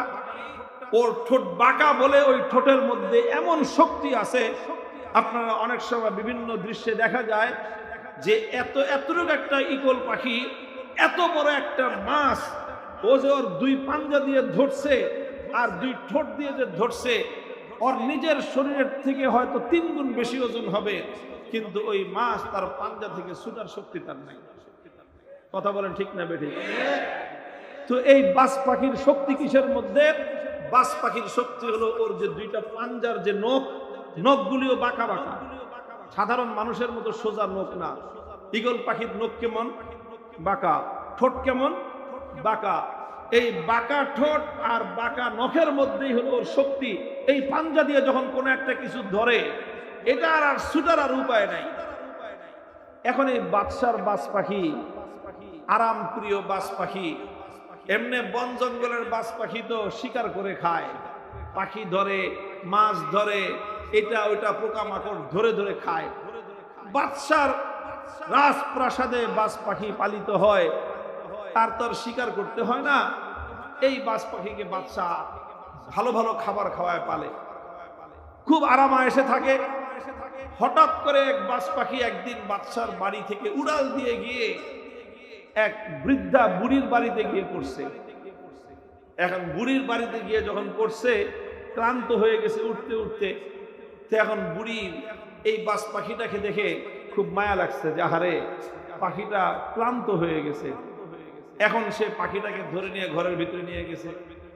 এখন ঘরের ভিতরে নিয়ে পাখিকে খাবার দেয়, পানি দেয়, কিন্তু এই পাখি ক্লান্তির কারণে কিছু খায়ও না, কিছু পানও করে না।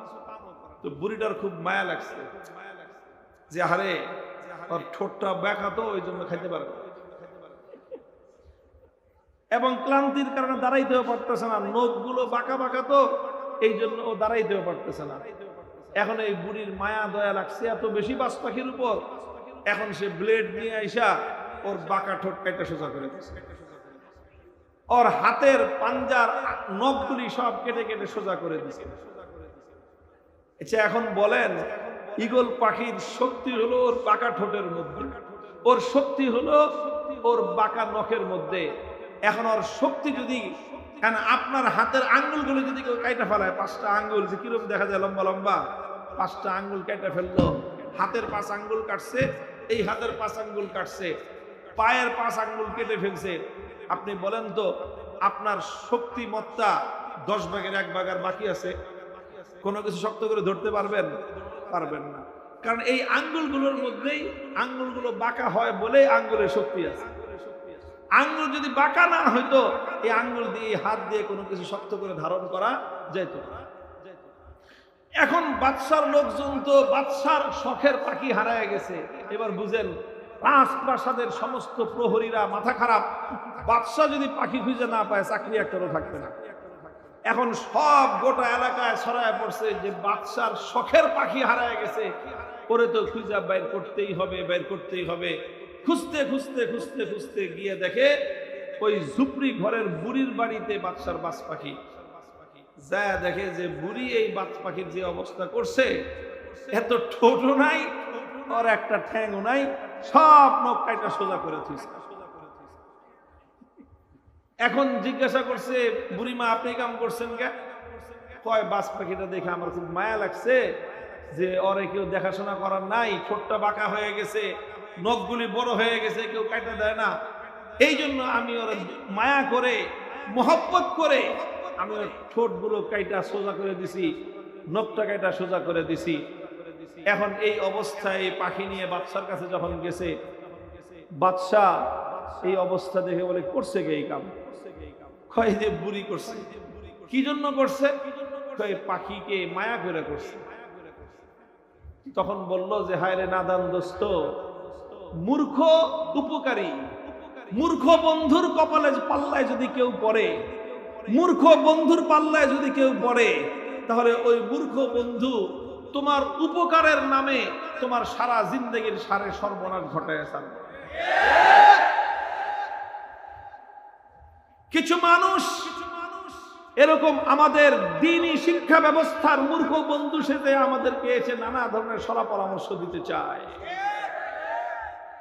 মাদ্রাসা শিক্ষা ব্যবস্থার বেসিক বুনিয়াদী শক্তিকে তারা দুর্বল করে দিতে চায়। তারা বিল্ডিং এর পিলার গুলোকে সরায় সেই জায়গায় দরজা বানাইতে চায়। তারা বিল্ডিং এর বুনিয়াদ গুলোকে, পিলার গুলোকে আপন জায়গা থেকে সরিয়ে সেখানে দেয়াল তুলতে চায় আর সেখানে জানালা দিতে চায়। তারা হলো ইসলামের নাদান দোস্ত। এদের পাল্লায় পড়ে যদি কেউ দ্বীন শিক্ষার, কওমি মাদ্রাসা শিক্ষা ব্যবস্থার মূল সিলেবাসকে কাটছাট করে দেয়, তাহলে তাদের পরিণামও ওই রকম হবে।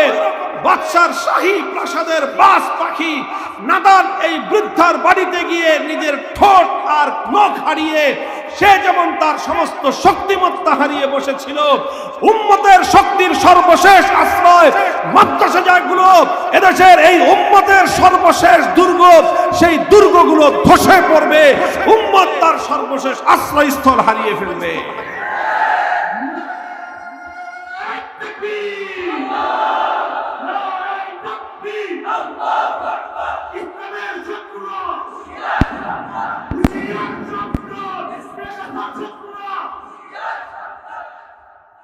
হুশিয়ার সাবধান করার দরকার নেই। আলহামদুলিল্লাহ কওমি মাদ্রাসার কোনো শত্রু নাই, আছে বন্ধু, সবাই বন্ধু।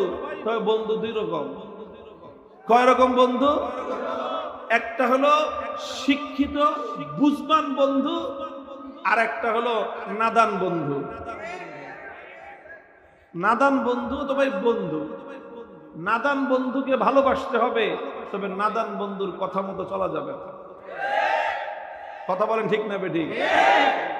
নাদান বন্ধুর কথা মতো চলা যাবে না, তবে তাকে শত্রু মনে করা যাবে না, সেও বন্ধু, সেও মূর্খ বন্ধু। মুহতারাম হাজিরিন, কওমি শিক্ষা ব্যবস্থা সম্পর্কে আমাদেরকে নানা সময় দুইটা প্রশ্নের সম্মুখীন হতে হয়। আমি আপনাদের কাছে ওই দুইটা প্রশ্নের স্পেসিফিক জবাব নিয়ে আলোচনা করব। যেহেতু একটা মাদ্রাসা শিক্ষা নিয়ে বর্তমানে নানা জায়গা থেকে নানা ধরনের আলোচনার, নানা ধরনের পরামর্শের ফুলঝুরি ফুটতেছে, এই জন্য কথাগুলো আবার নতুন করে আলোচনা করা খুব দরকার। একটা কথা দেখবেন, অনেকেই এই কওমি মাদ্রাসাগুলোকে, কওমি মাদ্রাসাগুলোর শিক্ষার্থীদেরকে এই শিক্ষা ব্যবস্থাকে তুচ্ছ তাচ্ছিল্য করার জন্য মাঝে মাঝে একটা কথা বলে, জাকাত খায় ফিতরা খায়। কি কয়? জাকাত খায় ফিতরা খায়, আবার বড় বড় কথা কয়, এটাও বলে। কি কয়? জাকাত খায় ফিতরা খায়, বড় বড় কথা কয়। আমি ওই সকল বন্ধুদেরকে সবিনয়ে জিজ্ঞাসা করতে চাই, আচ্ছা ঠিক আছে, আমরা কওমি মাদ্রাসায় জাকাত খাই ফিতরা খাই, আচ্ছা বাংলাদেশের সরকারি যত স্কুল কলেজ বিশ্ববিদ্যালয় আছে ওরা কার বাপের টাকা? ওরা কারটা খায়? প্রশ্ন আমার এই জায়গায়। আমি আপনাদেরকে হিসাব দেই, প্রাইমারি স্কুলে, সরকারি স্কুলে যে সকল ছেলে মেয়েরা পড়ে মাসে কয় টাকা বেতন দেয়? 1 টাকাও বেতন দেয় না। এই প্রাইমারি স্কুলগুলোতে শিক্ষক শিক্ষিকারা মাগনা পড়ায়? বলেন, মাগনা পড়ায় না তাদেরকে বেতন দেওয়া হয়? বেতন দেওয়া হয়। এই যে প্রাইমারি সরকারি স্কুলে যে সমস্ত আমাদের ছেলেমেয়েরা পড়াশোনা করে এদেরকে পাঠ্যপুস্তক দেওয়া হয়, পাঠ্যপুস্তক কিনতে হয় না মাগনা দেয়? আচ্ছা, মাগনা যে পাঠ্যপুস্তকটা দিল, এই পাঠ্যপুস্তকটা তো মাগনা আসমান থেকে বৃষ্টির মতো পড়ছে নাকি? না, এই পাঠ্যপুস্তক ছাপাইতে পয়সা খরচ হয়েছে। পয়সা খরচ হয় কি হয় না বলেন তো? তো বই ছাপাইতে পয়সা খরচ হয়, শিক্ষক শিক্ষিকারা যারা পড়ায় তাদের বেতন লাগে। এই যে প্রাইমারি স্কুল, হাই স্কুলের যে বিল্ডিং গুলো নির্মাণ হয়, এই বিল্ডিং গুলো গাছের মতো মাটি ফুইরা আস্তে আস্তে গজায় ওঠে না? এই বিল্ডিং গুলো নির্মাণ করতে পয়সা খরচ হয়? পয়সা খরচ হয়। কথা বলেন ঠিক না বেঠিক? আমি আর কিছু না, শুধু এই 3টা খাতের কথা জিজ্ঞাসা করলাম। এই যে তাদের পাঠ্যপুস্তকের যেই পয়সা, এই যে তাদের শিক্ষক শিক্ষিকাদের যে প্রতি মাসে সারা বাংলাদেশের সমস্ত প্রাইমারি স্কুলের শিক্ষক শিক্ষিকাদের হাজার হাজার কোটি টাকার যে বেতন, এই যে এক একটা প্রাইমারি স্কুলের যে ভবন, লক্ষ লক্ষ কোটি টাকা দিয়ে নির্মিত এই ভবন, হাই স্কুলেরও একই অবস্থা, সরকারি কলেজগুলোরও একই অবস্থা, সরকারি বিশ্ববিদ্যালয়গুলোরও একই অবস্থা। আরে ভাই, সরকারি বিশ্ববিদ্যালয়গুলোতে যারা পড়াশোনা করেন, যেই হলে এক একটা ছাত্র বসবাস করে, সেই হলে এক একজন ছাত্রের যে সিট, আবাসন ব্যবস্থা, যদি ভাড়া দিয়ে থাকতে হতো, এক মাসে একটা ছাত্রকে কি পরিমাণ শুধু সিট ভাড়া দিতে হতো, যারা ভাড়া নিয়ে মেসে থাকে তারা বুঝতে পারবে। যদি তাদের পরিপূর্ণ মূল্য দিয়ে খাবার খাইতে হতো, আবাসিক সরকারি বিশ্ববিদ্যালয়গুলোর ক্যান্টিন থেকে যেই পয়সায় খাও, ওই পয়সা দিয়ে তোমার খাওয়া জুটত না।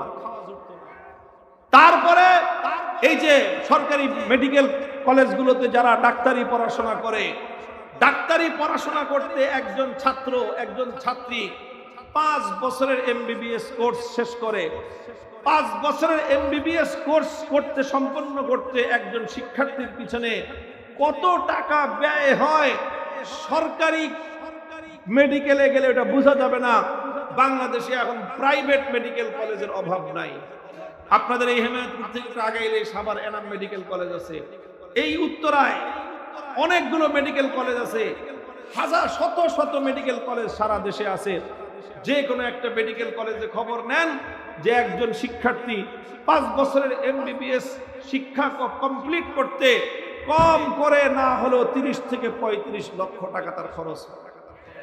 ভালো মেডিকেল কলেজগুলোতে 50 লক্ষ টাকা খরচ হয়। আর সরকারি মেডিকেলগুলোতে প্রাইভেট মেডিকেল কলেজের চেয়েও সব ধরনের উন্নত মানের ফ্যাসিলিটি প্রদান করা হয়। তাহলে সরকারি মেডিকেল কলেজগুলোর যে শিক্ষার মান, তাদের যে সুবিধা, সেটাকে যদি আমি মূল্যমান দিয়ে বিচার করি, কম করে এক একটা শিক্ষার্থীর পিছনে 50 থেকে 60 লক্ষ টাকা ব্যয় হয় একজন ডাক্তার তৈরি করতে। তোমরা যারা সরকারি মেডিকেলে পড়ে ডাক্তার হও, বুয়েটে পড়ে ইঞ্জিনিয়ার হও, প্রাইভেট ইঞ্জিনিয়ারিং পড়ে দেখো 40 থেকে 50 লক্ষ টাকা খরচ হয়। সরকারি ইঞ্জিনিয়ারিং বিশ্ববিদ্যালয়ে পড়লে 2-4 টাকা খরচ হয়। যারা বিশ্ববিদ্যালয়, সরকারি বিশ্ববিদ্যালয়গুলোতে পড়ে অনার্স মাস্টার্স কমপ্লিট করো, প্রাইভেটে পড়লে 10-15-20 লাখ টাকা, 30 লাখ টাকা খরচ হয়। সরকারিভাবে পড়াশোনা করলে, মাগনা তোমরা পড়াশোনা করো, তো মাগনা যে পড়াশোনা করো, এই শিক্ষা ব্যবস্থা পরিচালনা করতে অর্থ ব্যয় হয় কি হয় না? এখন তো জিজ্ঞাসা করতে মনে চায়, বেটা এই পয়সাটা কার বাপে দেয়? বলো কার বাবায় দেয়? বলবা সরকারে দেয়। সরকার দেয়। বলবো সরকার পায় কোথায়? অতীতের যত সরকার, বর্তমান সরকার প্রধান ডক্টর ইউনূস সাহেবের বাপের তালুক বিক্রি করে খাওয়ায়। ইউনূস সাহেবের আগে ছিল শেখ হাসিনা আর বাপ দাদার জমি বিক্রি করে খাওয়াইছে। শেখ হাসিনার আগে ছিল বেগম জিয়া কি তার বাপের বাড়ির থেকে জায়গা জমি বিক্রি করে এনে তারপরে টাকা দিয়েছে? তার আগে ছিল হোসেন মোহাম্মদ এরশাদ সাহেব, তার আগে ছিল জিয়াউর রহমান সাহেব, তার আগে ছিল শেখ মুজিবুর রহমান সাহেব। কোন সরকার প্রধান নিজের বাবার তালুক বিক্রি করে সরকারি এই সমস্ত বিশ্ববিদ্যালয়গুলোতে, এই সকল শিক্ষাঙ্গনগুলোতে তোমাদেরকে অর্থের যোগান দেয়? বলো। কোন সরকার বাপের টাকা থেকে দেয় না। কোত্থেকে দেয়? রাষ্ট্রের ফান্ড থেকে দেয়। কার থেকে দেয়? রাষ্ট্রের ফান্ড থেকে দেয়। রাষ্ট্রের ফান্ড আসে কোত্থেকে? রাষ্ট্রের ফান্ড কি আসমান থেকে বস্তা ভরে পড়ে, না জমিন থেকে ব্যাঙের ছাতার মতো গজায় ওঠে? বলেন।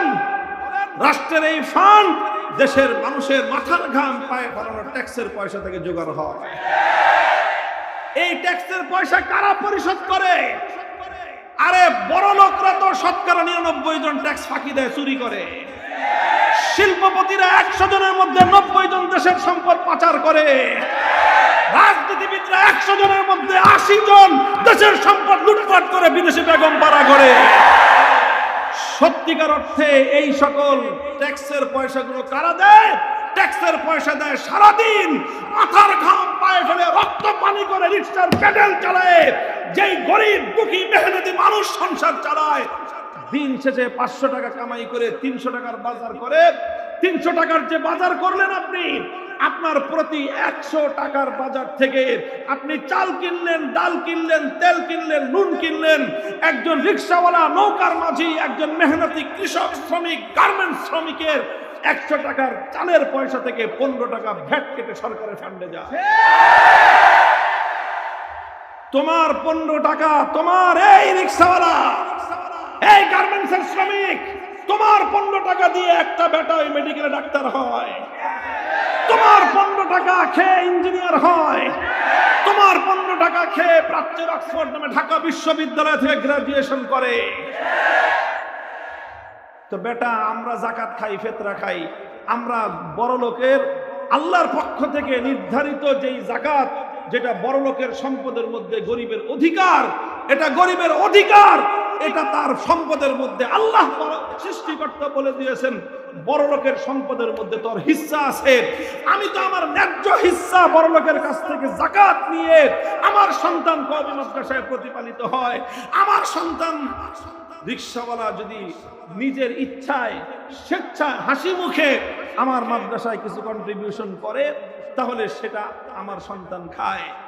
আর বেটা তুমি যে মেডিকেলে ডাক্তার হইলা, তুমি যে বুয়েটে ইঞ্জিনিয়ার হইলা, তুমি যে ঢাকা বিশ্ববিদ্যালয়ে জজ আর ব্যারিস্টার হইলা, উকিল হইলা, মুক্তার হইলা, তোমরা এই দেশের মেহনতি মানুষের, কৃষক, শ্রমিক, মজদুরের মাথার ঘাম পায়ে ফেলানো ট্যাক্সের পয়সা খেয়ে পড়াশোনা করো।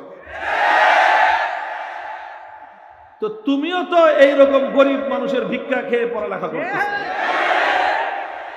তো আমি জাকাত খাইলে যদি দোষ হয়, তুমি গরিব মানুষের ভিক্ষার পয়সা খেয়ে ডাক্তার হও, শরম লাগে না? আমার বাচ্চা যদি, আমার এই জাতির সন্তান, এই মাটির সন্তান যদি এদেশের মানুষের সম্পদে আল্লাহর পক্ষ থেকে নির্ধারিত হিস্সা যাকাতের অর্থ দিয়ে সে যদি মাদ্রাসায় প্রতিপালিত হয়, এটা যদি তুমি তাকে গালি দাও, তাহলে আমিও ইটের জবাব পাথর দিয়ে বলবো, প্রত্যেকটা স্কুল, কলেজ, ইউনিভার্সিটিতে আমার পয়সা দিয়ে তোমরা লালিত হও। আমি ট্যাক্স পে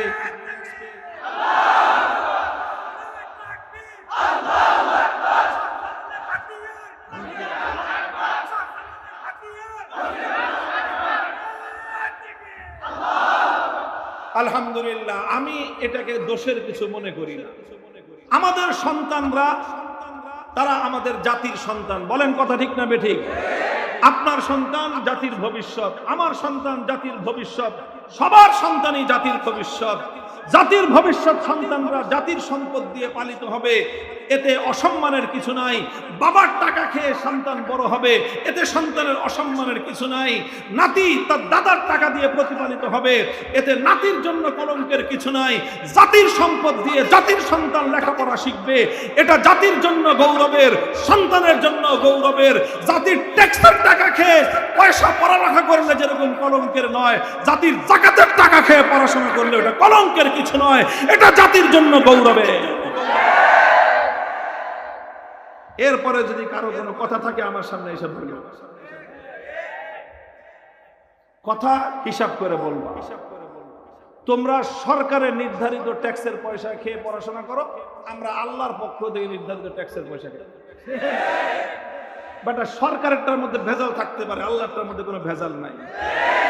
সরকারের ট্যাক্সের মধ্যে জুলুম থাকতে পারে, আল্লাহর যাকাতের মধ্যে কোনো জুলুম নাই। সরকার মানুষের কাছ থেকে অন্যায়ভাবে জোরপূর্বক বেশি ট্যাক্সের পয়সা উসুল করতে পারে, আমার আল্লাহ জুলুম করে কোনো যাকাত উসুল করেন না। আমার আল্লাহ যে যাকাত উসুল করেন সেটা মানুষ হাসি মুখে আনন্দ চিত্তে দেয়। সরকারি ট্যাক্সের পয়সা মানুষ দেয় খালি ফাঁকি দিতে পারে কেমনে, জোর করে মানুষের কাছ থেকে উসুল করা হয়।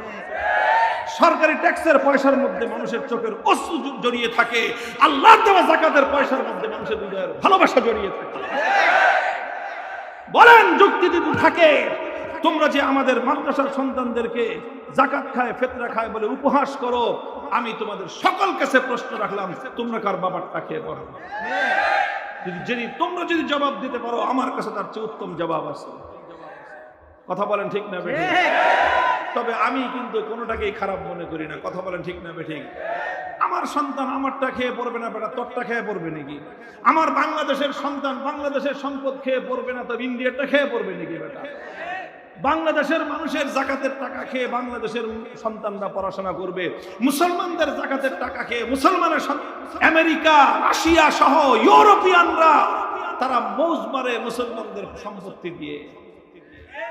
57টা মুসলিম দেশ, এতগুলি মুসলিম দেশ, কিন্তু কোন একটা মুসলিম দেশের রাষ্ট্রপ্রধানের কলজার মধ্যে ওই সাহস হয় নাই সে বলবে যে আনা আমিরুল মুমিনিন, আমি সারা দুনিয়ার সমস্ত ইমানদারদের জিম্মা নিলাম। কারো হিম্মত হয় নাই। বিশাল মালিক বাদশাহ হইতে পারছে, অনেক কিছু হইতে পারছে, সারা দুনিয়ার কোন একজন রাষ্ট্রপ্রধান, 57টা মুসলিম দেশের কথা বলতেছি, একটা মুসলিম দেশের রাষ্ট্রপ্রধান নিজেকে আমিরুল মুমিনিন 250 কোটি মুমিনের জিম্মাদার এবং দায়িত্বশীল বলে পরিচয় দেওয়ার বুকের পাটা হয় নাই। যদি হয়ে থাকে এক মোল্লার হয়েছে। আরে ভাই, নিজেকে সারা তামাম 250 কোটি মুসলমানদের জিম্মাদার পরিচয় দেওয়ার হিম্মত কার হয়েছে? আরে কার হয়েছে? এক মোল্লার হয়েছে, অন্য কারো হয় নাই। অনেক বড় বড় ডিগ্রিধারী ডবল ডক্টরেটওয়ালা অনেক মুসলমানদের রাষ্ট্রপ্রধান আছে, অনেক প্রধানমন্ত্রী আছে, অনেক রাষ্ট্রপতি আছে, অনেক মালিক, অনেক বাদশা আছে, অনেক মালিক আছে, অনেক বাদশা আছে, অনেক কিছু আছে, কিন্তু নিজেকে আমিরুল মুমিনিন 250 কোটি মুমিনের জিম্মাদার বলে পরিচয় দেওয়ার মতো বুকের পাটা এই জমিনের মধ্যে থেকে থাকে এক মোল্লারই হয়েছে। একটা দেশ 30 জনের মধ্যে 28 জন মন্ত্রী মোল্লা, একজন মানুষ রাষ্ট্রপ্রধান যিনি বলেন যে শুধু আমি আমার দেশের মুসলমানদের প্রধান নই, আমি तमाम পৃথিবীর সমস্ত ইমানদারদের জিম্মাদারি গ্রহণ করলাম। तमाम পৃথিবীর যে কোনো ইমানদার বলবে যে সে আমার নির্দেশ মানতে চায়, আমি তার দায়িত্ব গ্রহণ করলাম, আমার পরিচয় আমি হলাম আমিরুল মুমিনিন। এই কথা বলার সাহস পৃথিবীর অন্য কোনো গ্রাজুয়েটের হয় নাই, এই কথা বলার সাহস পৃথিবীর অন্য কোনো রাষ্ট্রের হয় নাই। এই কথা বলার হিম্মত এবং সাহস একমাত্র এমন একটা রাষ্ট্রের হয়েছে যে রাষ্ট্রটা চালায় মোল্লারা।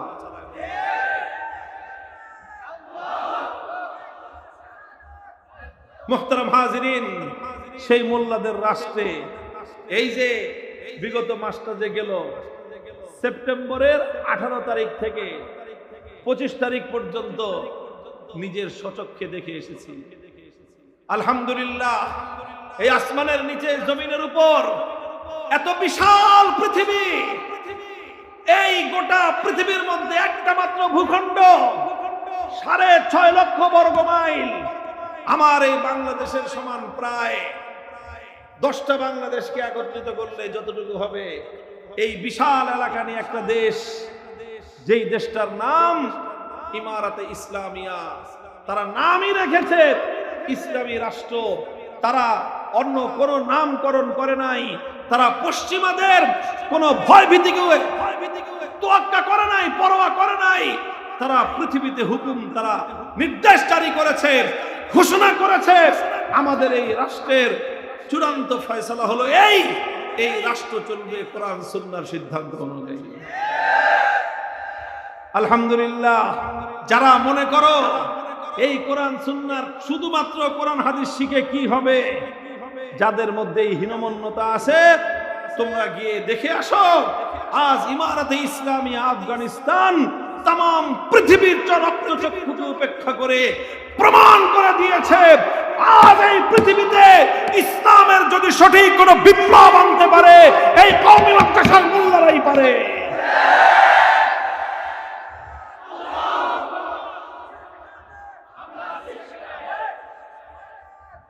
মুহতারাম হাজিরিন, বলবেন হুজুর কি পারছে তারা? বেশি কিছু না, কয়েকটা কথা শুধু বলি। যখন 2021 সালের 15ই আগস্ট 40 বছর তারা লড়াই করেছে। কত বছর? 15 বছর পৃথিবীর সুপার পাওয়ার সোভিয়েত ইউনিয়নের বিরুদ্ধে, আর 20 বছর তারা লড়াই করেছে আমেরিকা সহ গোটা পশ্চিমা ইউরোপিয়ানদের সম্মিলিত শক্তির বিরুদ্ধে। লড়াই করেছে 20 বছর। 20 বছর লড়াই করার পর তারা আমেরিকানদের সাথে মিটিং করেছে কাতারের দোহায়। আমেরিকানদের চেয়ারের উপর ঠ্যাং উঠায় বসছে, বলছে তোদের সভ্যতা, তোদের চেয়ারের উপর, তোদের সিস্টেমে মোল্লারা বসে না। বসে তারপর তাদেরকে চুক্তি করছে, বলছে ভালোই ভালো এখান থেকে চলে যাবি, যা এখান থেকে ভালোই ভালোই চলে যাবি, জান নিয়ে যদি যাইতে চাস তাড়াতাড়ি আফগানিস্তান থেকে পালায় যাবি, কোনো কিছু নিতে পারবি না, জানছো সব রেখা খালি কাপড় পরে দৌড় দিবি। এইভাবে সব 20টা বছর লড়াই করে তাদেরকে বিতাড়িত করে, ঝাঁটাপেটা করে বিদায় করেছে তাদেরকে। পরাজয়ের কালিমা তাদের কপালে লেপ্টে দিয়েছে মোল্লারা। সোভিয়েত ইউনিয়নকে ভেঙে টুকরো টুকরো করে দিয়েছে মোল্লারা। আমেরিকাকে 21 শতাব্দীর 2021 সালের এই সময়ে তাদের নাকে, তাদের কপালে পরাজয়ের কালিমা লেপ্টে দিয়েছে মোল্লারা। রাষ্ট্র তারা নিজেদের হাতে নিয়েছে। এই আমেরিকার নেতৃত্বে সারা পৃথিবী বলছে আমরা তোদেরকে কোনো সহযোগিতা করব না। ওরা বলেছে সহযোগিতা করতে পারলে কর, না পারলে লাগবে না তোর সহযোগিতা। নিজের পায়ে নিজেরা দাঁড়িয়েছে। আজ 4 বছর পর্যন্ত তারা রাষ্ট্র পরিচালনা করতেছে। এখনো পর্যন্ত পৃথিবীর শুধুমাত্র একটা রাষ্ট্র তাদেরকে স্বীকৃতি দিয়েছে, আর কোন রাষ্ট্র আজও পর্যন্ত তাদেরকে স্বীকৃতি দেয় নাই। পৃথিবীর কোন রাষ্ট্র তাদেরকে 1 পয়সার বাণিজ্য দিয়ে সহযোগিতা করে না। পৃথিবীর কোন দেশ আজও পর্যন্ত তাদের সাথে বাণিজ্য সম্পর্ক স্থাপন করে নাই। কিন্তু আলহামদুলিল্লাহ মোল্লারা সারা দুনিয়াকে তাক লাগায় দিয়ে এমন ভাবে রাষ্ট্র পরিচালনা করতেছে। 2021 সালে যখন তারা রাষ্ট্রটাকে ক্ষমতাটা তাদের হাতে নেয়, তখন ওই দেশের মুদ্রা, ওই দেশের যে টাকা, $1 ছিল 130 টাকা। সেই দেশের আফগানি বলে 130 টাকা ছিল $1। আর আজ 4 বছরের মাথায় সেখানে $1 বিনিময়ে তাদের দেশের মুদ্রার দাম ডবল হয়ে হয়েছে 65 আফগানি। বাংলাদেশে বর্তমানে $1 দাম কত জানেন? আরে ভাই জানেন না আপনারা কেউ? 125-এর কাছাকাছি, আগে কম বেশি কথা বলেন ঠিক না বেঠিক? 125 টাকায় হলো $1, আর তাদের $1 হলো 65 টাকায়। অর্থাৎ তাদের দেশের 1 টাকা, বাংলাদেশের 2 টাকা। আমরা তো এশিয়ার রয়্যাল বেঙ্গল টাইগার, উন্নয়নের রোল মডেল, উন্নয়নের মহাসড়কে আমরা দৌড়ে চলতেছি। ভালো কথা, আমার দেশ উন্নতি করতেছে, এতে তো আমাদের আনন্দিত। কিন্তু আমরা বলতে চাই নোবেল জয়ী ডক্টর ইউনূস সাহেব ভালো চালাইতেছেন, কিন্তু মোল্লাদের মতো পারেন নাই, মোল্লাদের মতো পারেন নাই। 4 বছরের মধ্যে একটা দেশের মুদ্রার মান দ্বিগুণ হয়েছে। পৃথিবীতে এক মোল্লাদের রাষ্ট্র ছাড়া দ্বিতীয় কোন রাষ্ট্রের নজির দেখাতে পারে না। তাদের রাষ্ট্রের নিরাপত্তা ব্যবস্থা নিজের চোখে দেখে এসেছি। 6.5 লক্ষ বর্গ মাইল, হাতে হাতে AK-47 অস্ত্র, এর চেয়ে আরো উন্নত এই সমস্ত ভাঙ্গাচোরা পিস্তল মিস্তল ওরা ব্যবহার করে না। এই পুলিশের বন্দুক টন্দুক তারা গণাই ধরে না। মিলিয়ন মিলিয়ন মানুষের হাতে অস্ত্র আছে, কিন্তু সে অস্ত্রের কোনো অপব্যবহার নাই। অস্ত্র নিয়ে কারো বাড়িতে কেউ ডাকাতি করতে যায় না। বিগত 4 বছরে পশ্চিমা মিডিয়া তাদের বিরুদ্ধে এত অপপ্রচার চালাইছে, কিন্তু এমন একটা ঘটনা দেখাইতে পারে নাই যে 2 সন্ত্রাসী গ্রুপ অস্ত্র নিয়ে গোলাগুলি করে 20 জন 25 জন মানুষ মারা গেছে। এমন ঘটনা ইমারতে ইসলামিয়ার 4 বছরে ঘটে নাই। রাস্তার মধ্যে ছিনতাই করতে গিয়ে কারো কাছ থেকে সম্পত্তি ছিনতাই করে নিয়েছে, কারো বাড়িতে লুটপাট করেছে, ডাকাতি করেছে, এমন ঘটনা নাই। অথচ মানুষের হাতে হাতে AK-47 সহ আরো উন্নত মানের রাইফেল তাদের হাতে হাতে আছে, কিন্তু এগুলোর অপব্যবহার নাই। আমরা নিজেরা রাজধানী কাবুল থেকে 250 কিলোমিটার পাহাড়ি পথ, কোথাও পাহাড় দিয়ে উঠতে উঠতে উঠতে উঠতে বাংলাদেশের খাগড়াছড়ি কেউ গেছেন? হ্যাঁ, এই খাগড়াছড়ি আর কি, খাগড়াছড়ি থেকে 3 ডবল এরকম পাহাড়ি পথ, গোটা পাহাড়ি রাস্তা, 1000 মিটার উপরে উঠে যায় আবার নিচে নামে। এইরকম পাহাড়ের দুর্গম পথ পাড়ি দিয়ে 250 কিলোমিটার পথ চলে গেলাম কাবুল থেকে পাকতিয়া থেকে খোস্ত প্রদেশ। সেখানে গেলাম দিনের বেলায়, আসতে রওনা দিতে রাত 9টা, রাজধানীতে পৌঁছতে পৌঁছতে রাত 2টা বাজলো। রাতের গভীরে এই পাহাড়ের দুর্গম পথ দিয়ে পাহাড়ের চূড়ায় উঠি, আবার নামি, আবার আরেক পাহাড়ি পথ দিয়ে আসলাম, গেলাম। মনে হলো লা ইয়াখাফু আহাদান ইল্লাল্লাহ, এই মাটিতে আল্লাহকে ছাড়া কাউকে ভয় করার পরিবেশ না।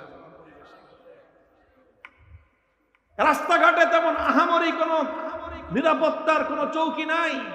মাঝে মাঝে ছোট ছোট নিরাপত্তার জন্য 2 জন রক্ষী আছে, কিন্তু আর এই সারা রাত কোন পরিবার, একজন পুরুষ 2 জন, এক মহিলা বাচ্চাদেরকে নিয়ে ট্যাক্সি নিয়ে চলে যেতেছে নিরাপদ নির্বিঘ্নে। রাস্তার মাঝখানে মসজিদ আছে, আবার কোথাও ছোট ছোট টং দোকান, মুদি দোকান। ওটা ঠান্ডা প্রধান তো শীত প্রধান, পুরা দোকানটা এলো কাঁচ দিয়ে ঘেরাও করে ওই দোকান বন্ধ করে ঘুমিয়ে রয়েছে। কোনো কাস্টমার দরকার পড়লে যায় টকটক করে, ভাইজান 1 কাপ চা দেন। ও ঘুমের থেকে চা বানায় দেয়। ওখানে জুস পাওয়া যায়, ওখানে বাদাম পাওয়া যায়, আখরুট পাওয়া যায়। আমরা রাত 10-11টার দিকে এক জায়গায় থামলাম, এশার নামাজ পড়লাম, জুস খাইলাম, বাস আমাদেরকে জুস দিয়ে আবার খেতামরি দিয়ে ঘুম দিল। ভয়ের কোনো কারণ নাই, নিরাপত্তার ব্যবস্থার প্রয়োজন নাই। ওখানে তার দোকানে কেউ ছিনতাই করবে, ওই জমিনে ছিনতাই করা দুঃসাহস কারণ নাই। ডাকাতি করবে, ডাকাতি করবার সাহস কারণ নাই। রাস্তায় আপনাকে পিস্তল থাকে আপনার সম্পদ লুটে নিবে, ওই দুঃসাহস কারণ নাই। কেন নাই? কারণ জানে যদি আজকে কেউ অপরাধ করলে কালকে মামলা দায়ের হবে। মামলা দায়ের হওয়ার পর আমাদের দেশে তো মামলা প্রসেসিং করতে করতেই 10 বছর যায়। কি মামলা প্রসেসিং করার আগে আপনার উকিল ভাড়া করতে হয়, ব্যারিস্টার ভাড়া করতে হয়। উকিল বলে আগে 10,000 টাকা রাখেন, তারপরে আমি মামলার ফাইল দেখব। আর যদি বড় উকিল হয় তাহলে 50,000 টাকার আগে উনি চশমা খুলে তাকাইবেন না আপনার কাগজের দিকে। আরো বড় ব্যারিস্টার যদি হয় হাইকোর্টের, 1 লাখ টাকা আগাম তাকে বাদ দিয়ে তারপরে তার ফাইল, তার সাথে কথা বলতে হবে আপনার। সেই দেশে এমন বিচার ব্যবস্থা তারা প্রতিষ্ঠা করেছে আল্লাহর কোরআন এবং নবীর সুন্নাহ মোতাবেক, ইসলামী শরিয়া মোতাবেক এমন বিচার ব্যবস্থা তারা কায়েম করেছে। 50% এর বেশি মামলা শুধু বাদী আর বিবাদী পরিচালনা করে, কোনো উকিল ব্যারিস্টার কারো প্রয়োজন হয় না। বাদী মামলা দায়ের করলো, বিচারক বাদীকে ডাকবে, বিবাদ হবে না, অপরাধের বিচার হয়ে যাবে। এই জন্য কেউ অপরাধ করে না, অপরাধ করে না। আমাদের এই পশ্চিমা ব্রিটিশ প্রবর্তিত বিচার ব্যবস্থার অভিশাপের নাম হলো এই, টাকা আছে যার, বিচার আছে তার। তোমার টাকা নাই, বিচার নাই। বলবেন হুজুর বাড়ায়া বলতেছেন, না বাড়ায়া বলতেছি না। আপনাদের এখানে সবাই থেকে মামলার ব্যাপারে আমি বেশি অভিজ্ঞ। 48টা মামলা খাইছি, 48টা মামলা খেয়ে এক শেষ দফায় 3 বছর 15 দিন জেল খাটছি। মোহতারাম হাজিরিন, জেলখানায় কত রকমের মানুষ আছে আপনারা জানেন। অসংখ্য অগণিত ঘটনা এমন আছে আমার দেশে। একটা মামলা হয়েছে, কেস পার্টনার 10 জন, 10 জনের মধ্যে 8 জনের বাপ বড় লোক, 2 জনের বাপ গরিব। 8 জনের বড় লোকের বাপেরা তাদের ছেলের জন্য বড় মোটা অঙ্কের টাকা দিয়ে বড় ব্যারিস্টার, বড় উকিল ভাড়া করেছে। বড় উকিল তাদের জামিনের প্রেয়ার দিয়ে, জামিনের দরখাস্ত দিয়ে সিস্টেম করে জামিন মঞ্জুর করায় 8 বড় লোকের 8 পোলা তারা 3 সপ্তাহে জেলখানা থেকে বের হয়ে গেছে। 2 গরিব লোকের 2 পোলা 5 বছর ধরে জেলখানায় পৌঁছতেছে, ওর জামিনের ব্যবস্থা নাই। কেন জামিনের ব্যবস্থা নাই? কয় আমার বাবার টাকাও নাই, আমার পক্ষে বড় উকিল নাই, যার উকিল নাই তার বিচার নাই। বললাম যে চ্যালেঞ্জ করে কথা বললাম, কারো বাপের বেটা থাকলে আসেন, আমার এই কথাকে মোকাবেলা করবেন, চ্যালেঞ্জ করে আসেন। আমি জেলখানায় নিয়ে যাব আপনাকে। জেলখানায় যেতে হবে না, এই আপনাদের ঢাকা ম্যাজিস্ট্রেট কোর্ট আর জজ কোর্টের গারদখানায় গিয়ে দেখবেন প্রতিদিন শত শত হাজার হাজার মানুষ জেলখানা থেকে আসতেছে। ওদেরকে জিজ্ঞাসা করেন যে কি অবস্থা ভাই, তো বলবে একই কথা, তোমার বেশি টাকা আছে, তোমার পক্ষে বড় উকিল আছে, তোমার পক্ষে বড় উকিল আছে, তোমার জামিন আছে, তোমার পক্ষে বড় উকিল আছে, মামলা তোমার পক্ষে আছে। কথা বলেন নাকি বাড়ায় বলতেছি? আরে বেটা কিসের উকিল রে? ঘটনা আমার অর্থ, তোমার সাথে আমার গন্ডগোল, আমি তোমারে মারছি না, তুমি আমারে বক্সিং এর নকশা ফাটায় ফেলছো। উকিলের বাড়ি হলো সাতক্ষীরা, উকিলের বাড়ি হলো সুনামগঞ্জ। ওই উকিল কি জানে কে কার নকশা ফাটাইছে? ওই উকিল যে বিচারকের দরবারে গিয়ে বলে ইওর অনার, জাহাপনা আমার এখানে অবজেকশন ইওর অনার। কি অবজেকশন? কে আমার মক্কেল ওর নকশা ফাটায় নাই। কেমনে ফাটায় নাই, কেমনে জানলেন? আরে বেটা তুই জানলি কেমনে বল? এই সমস্ত মধ্যস্থতাকারী, মধ্যস্বত্বভোগী মাঝখানে আরেকটা শ্রেণী তৈরি করে বিচার ব্যবস্থা দীর্ঘসূত্রিতা হয়ে যায়। লক্ষ লক্ষ মামলা পেন্ডিং আছে। এদেশের মানুষ বিশ্বাস করে যার টাকা আছে মামলা ওর বিপক্ষে যায় না। এই জন্য দুর্বৃত্ত যারা, যারা কালো টাকার মালিক, যারা বুর্জোয়া, যারা সন্ত্রাসী, যারা চাঁদাবাজ, যারা অবৈধ দখলদার, যারা ক্ষমতার দাবিদার, যারা ক্ষমতাভোগী, যারা বিশাল বিশাল ক্ষমতার হোল্ডার, তারা এই সমস্ত মামলা মোকদ্দমাকে ভয় পায় না। ওরা বুক ফুলায় বলে মামলা করবি কর, দেখি তোর কত টাকা আছে, আমার কত টাকা আছে। কথা বলেন ঠিক না বেঠিক? আমরা সে দেশের প্রধান বিচারপতিকে জিজ্ঞাসা করলাম, আপনার দেশে যে এমন নিরাপত্তা প্রতিষ্ঠা করলেন কেমনে করলেন? আপনার কি লক্ষ লক্ষ পুলিশ আছে? বলে যে না আমার এত পুলিশ নাই। আপনার দেশে আর্মি কত? বলে যে টোটাল আর্মি হলো 1.5 লাখ। বাস এই। তাহলে দেশের মধ্যে এত নিরাপত্তা কেমনে প্রতিষ্ঠা করলেন? কয় বললেন যে নিরাপত্তা এমনি প্রতিষ্ঠা করি আমরা দেশের মানুষের জন্য ন্যায় বিচার দ্রুত নিষ্পত্তি করে দেই। যখন বিচার হয় প্রত্যেকটা মানুষ জানে অপরাধ করে পার পাওয়ার সুযোগ নাই। বিচারের কাঠগড়ায় দাঁড়ায় 2 সপ্তাহের মধ্যে বিচারের সম্মুখীন হতে হবে, এই জন্য ভুলেও কেউ অপরাধ করার চিন্তা করে না। নিরাপত্তা প্রতিষ্ঠা করেছে মাত্র 4 বছরের মাথায়। 40 বছরের যুদ্ধ বিধ্বস্ত একটা দেশ, যেই দেশটাকে তাম পৃথিবী মিলে অবরুদ্ধ করে রেখেছে। সারা পৃথিবীর কেউ একটা পয়সা তাদেরকে দেয় না। আরে ভিক্ষা দিবে তো দূরের কথা, সাহায্য করবে তো দূরের কথা, ব্যবসা করতে পর্যন্ত দুনিয়ার কোন রাষ্ট্র আজও পর্যন্ত সেই দেশের সাথে সম্মত না। সেই দেশের রাষ্ট্র 8 লক্ষ পরিবার, কত? 8 লক্ষ পরিবারকে প্রতি মাসে ভাতা দেয়, মাগনা টাকা দেয়, মাগনা। কাদেরকে ভাতা দেয়? এই বিগত যুদ্ধে যারা শহীদ হয়েছে, যারা মারা গেছে, সেই মৃত মানুষদের ইতিম সন্তান, সেই মৃত মানুষদের বিধবা স্ত্রীদেরকে, অসহায় 8 লক্ষ মানুষকে রাষ্ট্রের পক্ষ থেকে ভাতা দেওয়া হয়।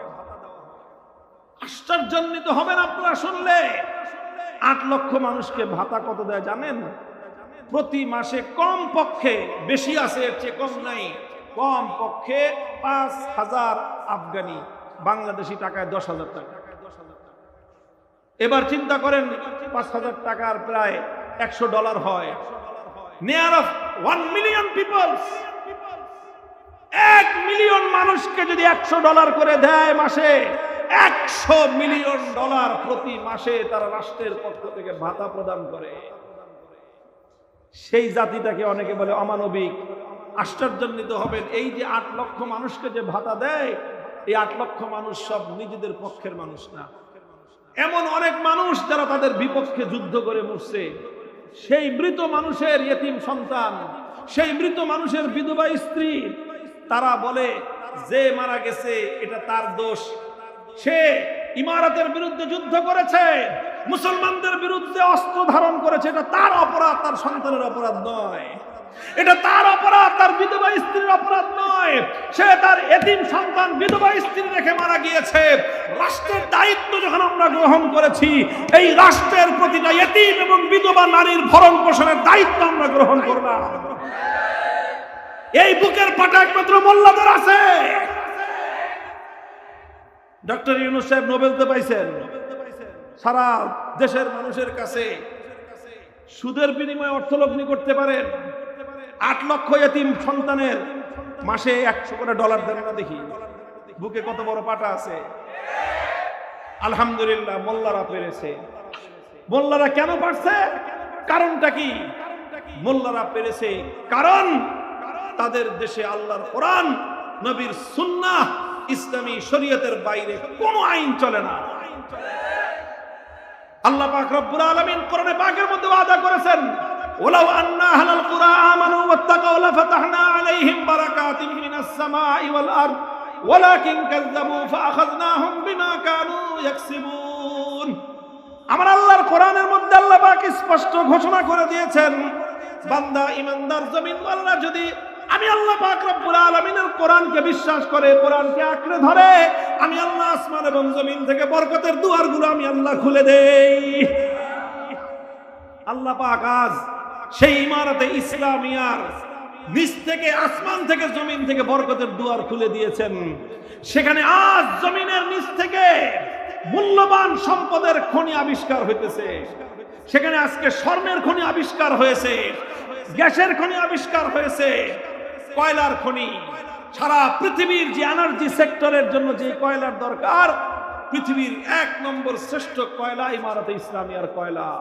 তারা বললেন, বিদ্যুৎ মন্ত্রী আমাদেরকে বললেন যে আমাদের মাটিতে যেই পরিমাণ কয়লার সন্ধান আমরা পেয়েছি, এই কয়লা যদি উঠাইতে থাকি 300 বছর উঠানো যাবে। কত বছর?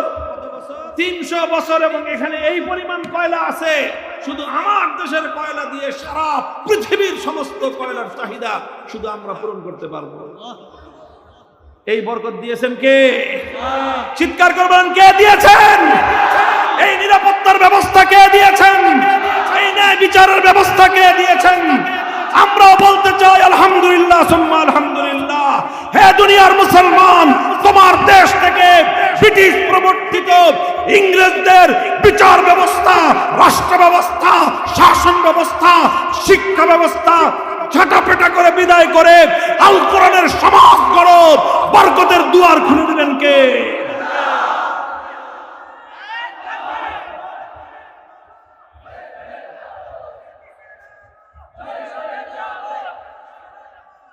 মুহতারাম হাজিরিন, আলহামদুলিল্লাহ, সুম্মা আলহামদুলিল্লাহ। আমাদের আত্মবিশ্বাস আছে, যেই জাতির কাছে আল্লাহর কোরআনের জ্ঞান আছে, যেই জাতির কাছে আসমানি ওহীর ইলম আছে, যাদের কাছে ইসলামী শরীয়তের মতো এত নিখুঁত নির্ভুল ব্যবস্থা আছে, দুনিয়ার অন্য কোন জাতির কাছ থেকে তাদের ভিক্ষা করার দরকার নাই। এবং এই পিওর আসমানি ইলমের শিক্ষাটা এদেশের কওমি মাদ্রাসা ধারণ করে আছে। অন্যরা মিক্সার খাওয়ায় খাইবেন, অন্যরা দুধ চা খাওয়ায় খাইবেন, অন্যরা রং চা খাওয়ায় খাইবেন, কিন্তু রং চা খেয়ে, দুধ চা খেয়ে আর মিক্সার খেয়ে আসল দুধের কদর যেন ভুলে না যান। মিক্সার খাওয়ায়া, দুধ চা খাওয়ায়া, রং চা খাওয়ায় যারা আসল দুধের স্বাদ থেকে দেশকে বঞ্চিত করতে চাইবা, তোমরা বোকার স্বর্গে বসবাস করো, তোমরাই হলো ইসলামের নাদান দোস্ত। আল্লাহ পাক তোমাদের মাথায় আরেকটু বুদ্ধি বাড়ায় দিক। দোয়া করলাম, দোয়া চাই। কথা যেগুলো বলেছি আলহামদুলিল্লাহ ঈমান এবং ইয়াকিন থেকে বলেছি। এগুলো শুধু আমাদের মুখের কথা নয়, এগুলো আমাদের দিলের কথা। আমি আপনাদের কাছে দোয়া চাই, আমরা যেন আমাদের এই দেশটাকে সেরকম পূর্ণাঙ্গ একটা ইসলামী সমাজে রূপান্তরিত করতে পারি। হবে ইনশাল্লাহ, হবে ইনশাল্লাহ, হবে। কারণ আমার এবং আপনার পূর্বপুরুষরা এই দেশে ইসলাম কায়েমের জন্য যেই পরিমাণ অশ্রু দিয়েছে, যেই পরিমাণ ঘাম জড়িয়েছে, আমাদের ভাইয়েরা যেই পরিমাণ বুকের রক্তে জমিনকে সিঞ্চিত করেছে, এই জমিনে আজ হোক না হয় কাল হোক, আল্লাহর জমিনে আল্লাহর দ্বীন বিজয়ী হবেই হবে। আল কোরআনের সমাজ গড়বেই গড়বে ইনশাআল্লাহ। নারায়ে তাকবীর, নারায়ে তাকবীর। হয়তো খেলাফত, হয়তো খেলাফত, সাবিলুনা সাবিলুনা, সাবিলুনা সাবিলুনা। নারায়ে তাকবীর। সুবহানাল্লাহি ওয়া বিহামদিহি, সুবহানাল্লাহিল আযীম। আল্লাহুম্মা সাল্লি আলা মুহাম্মদ